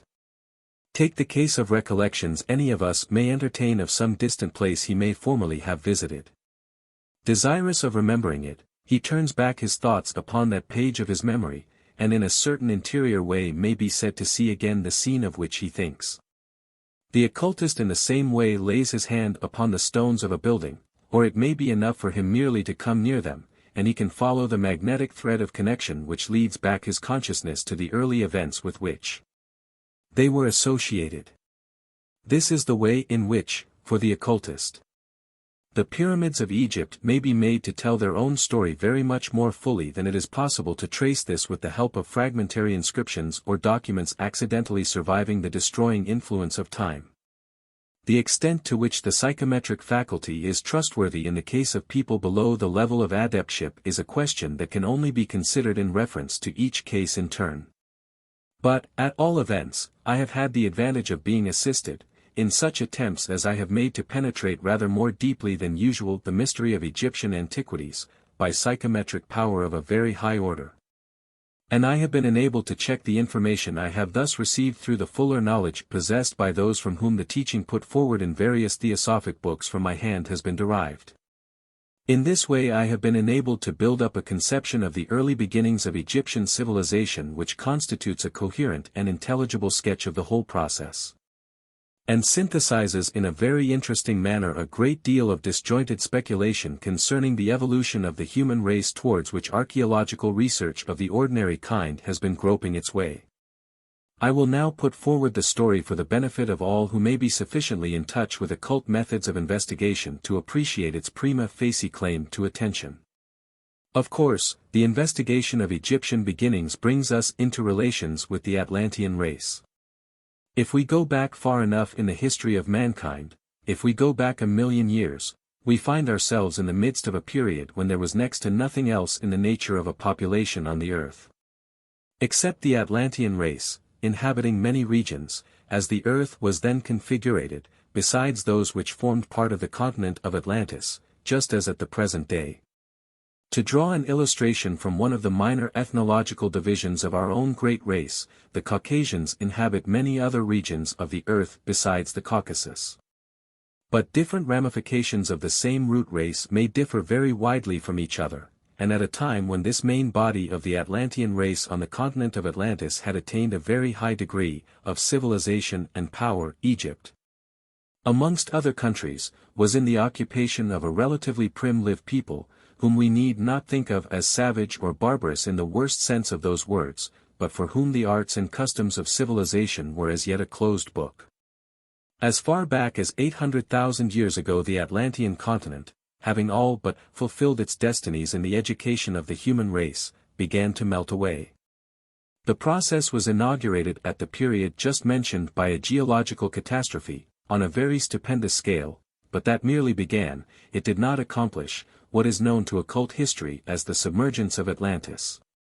The continent held out against the destructive forces of nature till about 80,000 years ago, when some considerable portions surviving till then finally disappeared, leaving only one big island, the Atlantis of classical tradition, which perished in a great natural convulsion about 11,500 years ago, a date originally derived from occult teaching, and approximately confirmed by Le Plongeon's discoveries, to which reference has already been made. During the enormous period covered by the gradual submergence of the great land masses of the original continent, extensive migrations to other regions of the then existing world were accomplished by detachments of the Atlantean people. The most spiritually enlightened and advanced representatives of the race were especially involved in these migrations. The destruction of Atlantis as a physical process was proceeding pari passu with the moral degradation of the people. The adepts of the race shrank away as much from the incurable degeneration of their countrymen as from the doomed continent whose fate they foresaw. It was not in that decaying and corrupt civilization that their influence could any longer be exerted with advantage. They had to discover a younger and more vigorous human stock, on which to graft the spiritual impulse of which they were the custodians. At that period a large part of Europe, especially of Eastern Europe, was an uninhabited swamp, scarcely upheaved from the ocean to which Atlantis was returning. But Egypt, though very different in its geography from the Egypt of the present day, was already inhabited land, as also were the countries bounding the Mediterranean on the east. Somewhere about the middle of the enormous period assigned to the submergence of Atlantis, a good many of the Atlantean adepts, accompanied by considerable numbers of their uninitiated contemporaries, settled in these countries, as also by degrees. And later on, in the western regions of our present Europe, as well as in many parts of the eastern world. On ground which is now part of our own British Islands, though it had not at that time separated itself from the main continent, Atlantean adepts left traces of their presence, some of which survive to the current epoch. In Stonehenge we possess a memorial of the Atlantean dispersion, though that structure is of more recent date than the pyramids of Egypt. For a very long time the adept immigrants who settled in what is now Egypt did not attempt the education of the people in the arts of civilization. They simply resided in the country, and there, no doubt, brought forward individual pupils, and upheld the higher spiritual knowledge, which, however ill-qualified to assimilate it the bulk of mankind at any time may be, can never be allowed to die out altogether, even if its guardians, as they sometimes may in the crises of human evolution, diminish to a few in number.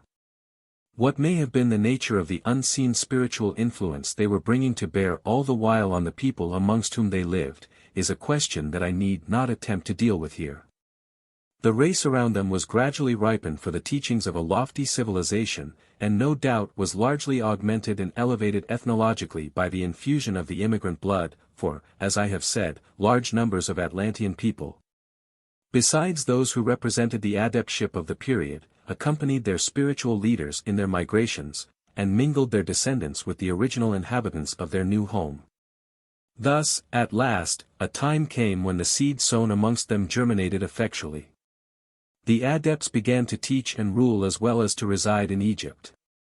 The vague traditions as to long lines of divine kings, who preceded those dynasties chronicled by Manetho, are no mere fables of an infant humanity. As the narrow-minded ignorance of materialistic critics in the 19th century too often supposes them.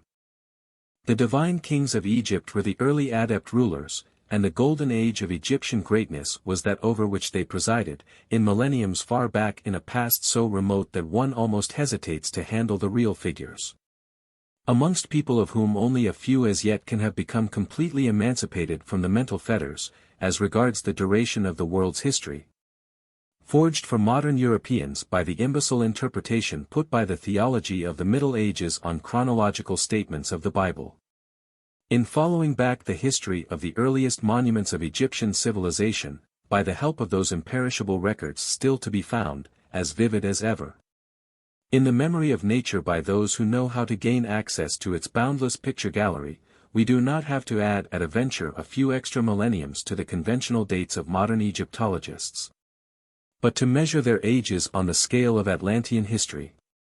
It was at a midway period between the first immigration of Atlantean adepts in Egypt, and the stage of the world's progress we have now reached, that the pyramids were really built, or, in other words, a little more than 200,000 years ago. Closely connected as they were in their origin and purpose with occult mysteries, it is impossible to obtain from initiated informants in the present day any very precise statement concerning the design which they subserved in the beginning.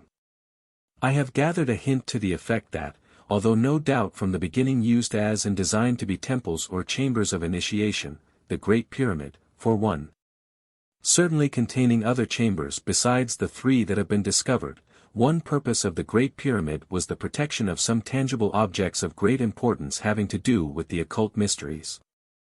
These were buried in the rock, it is said, and the pyramid was reared over them, its form and magnitude being adopted to render it safe from the hazards of earthquake, and even from the consequences of submergence beneath the sea during the great secular undulations of the earth's surface. This brings me to one of the most remarkable facts about the pyramids, among those which modern research has never suspected.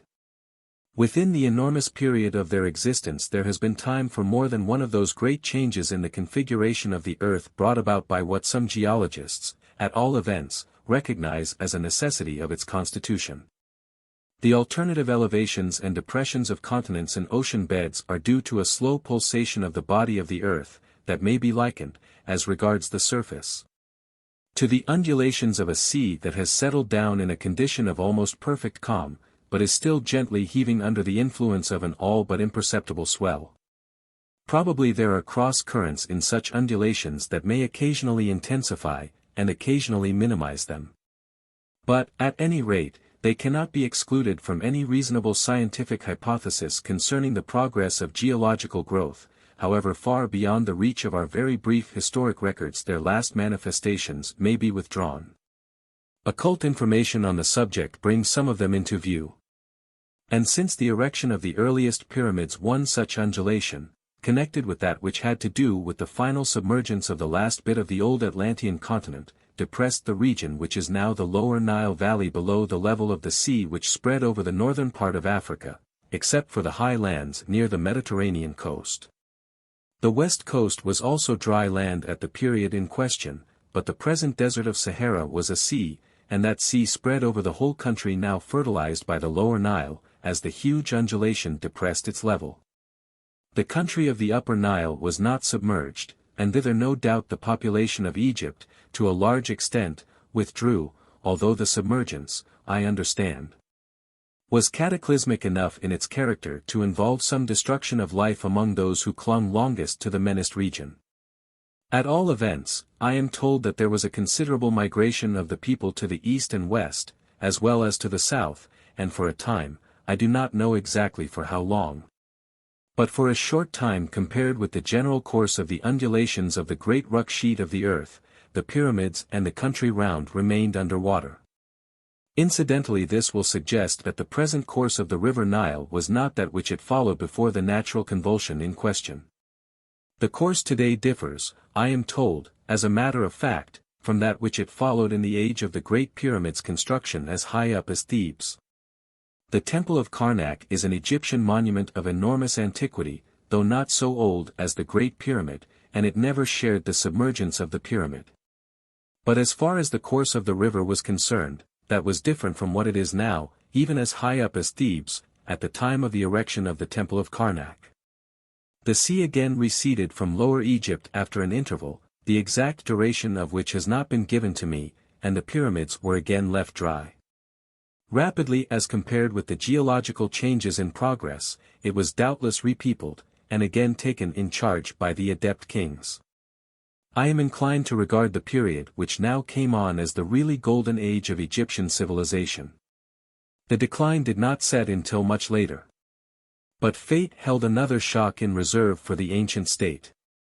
When the last island remnant of Atlantis was submerged with cataclysmic violence about 11,500 years ago, an undulation of the oceans led to some enormous inundations, and without again becoming the bed of a sea as on the former occasion. The land of Egypt was overwhelmed with an immense flood, which again dispersed its people.